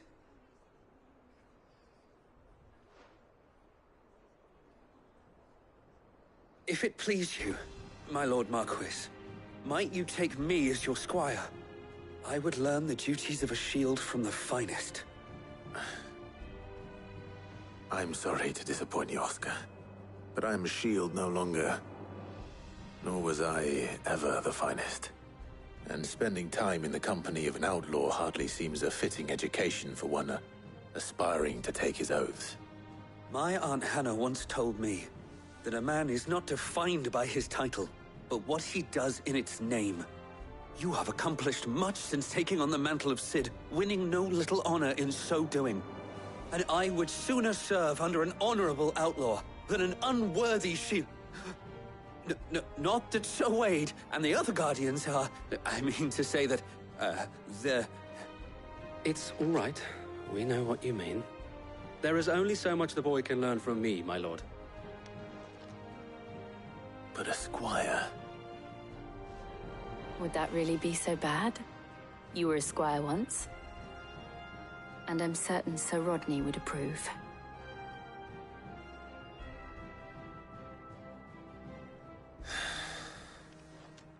Know that I'll show you as much leniency as your uncle showed me. I would not have it any other way. Our friends seem to have things under control. For now, at least. Let's go and put Otto's mind at rest.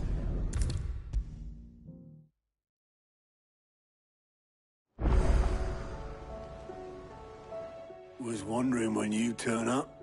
Had owls from all our friends thanking you for your timely intervention. How is it you always manage to arrive at just the right moment? Luck, I suppose. Any word on the rest of the realm? Let's see. Storm's still crying out for mother crystals. The nations are still in chaos. And the skies are still the color of a kick in the kidneys 2 days on. So... Right. Clive, we knew this was going to happen. Well, not the bleeding skies part, but you take my point. Now's not the time to second-guess yourself. Now's the time to visit the infirmary. Talia says your brother's awake. Thank you, Otto.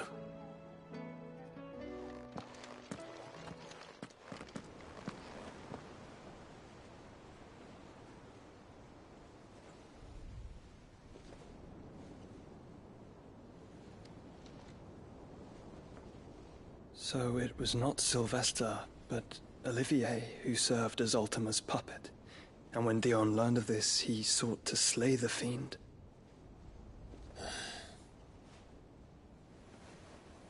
Only for his father to take the spear that would have freed him. Enough to drive a man to madness. Small wonder he hasn't stirred. I would be afraid to wake. Had I but reached out to him sooner, warned him of the threat Ultima posed. But now, both an empire and her prince lie broken. Joshua, what do you know of Ultima?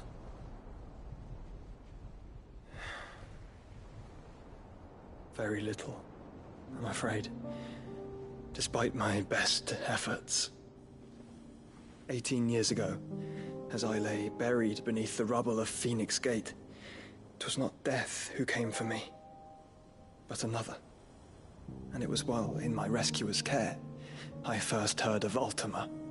I've been chasing his shadow ever since.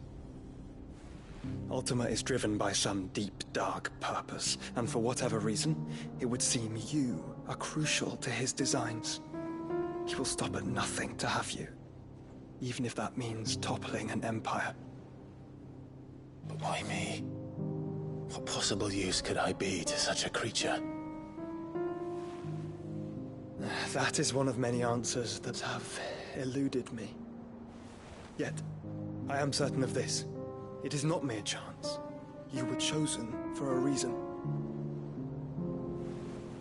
All dominants carry within them the might of an icon.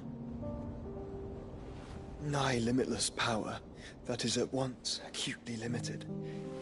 I wield fire, and only fire. And I only ice. 8 wardens for 8 elements. But you, Clive. You are different. You're special. Your abilities begin with the flames of Ifrit. But they do not end there. The fact Ifrit can even exist goes against everything we thought we knew of dominance.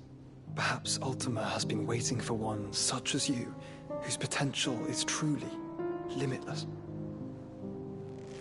I've encountered that thing several times now. If it or he, as you say, needs me, why hasn't he claimed me as he did the boy? Were I to hazard a guess, I'd say the two of you are somehow incompatible. His mind not properly attuned to your body. His mind? Mind, awareness, spirit, call it what you wish. But I believe Ultima to be an embodiment of the concept. This is why I struggle and fail to contain him here inside me. I'm sorry. Inside you? With every setting sun, I feel my strength wane.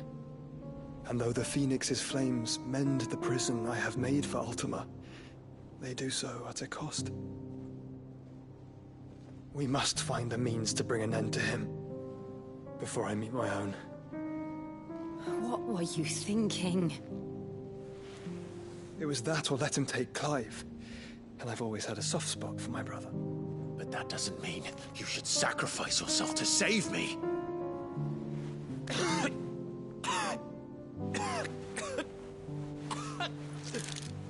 Joshua.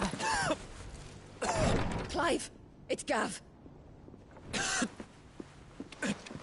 There's an army of Akashic at the gates of Canver.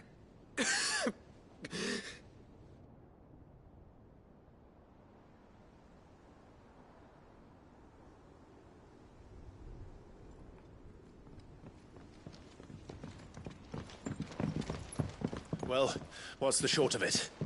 Thought Tyre told you. The capital of the Free Cities is under siege by an army of monstrosities. The City Guard are doing their best to stem the tide, but numbers ain't on their side. What of Lord Byron and Mid? Were they able to escape? No, but they're all right for now. They're hiding with Gav at midship. We have to get them out of there. And we shall. Otto, prepare a Stolas. Tell Gav to stay exactly where he is. Understood. Vivian, what's the swiftest route to the Free Cities? That sounds like a question for the map. Look here. This road, through Tabor, should provide the least trouble. Good. What a coincidence. Tabor is exactly where I'm bound. Joshua, Bed is where you should be bound. You don't think I told him the exact same thing? Were Tyr not such a talented healer, I would surely have been inclined to agree. But, thanks to her ministrations, I feel I may safely rejoin my attendant, who was to wait for me in Tabor if we became separated. All right, we travel together. Clive. If he stays close to me, he'll be fine. Thank you, brother. I'll look after him.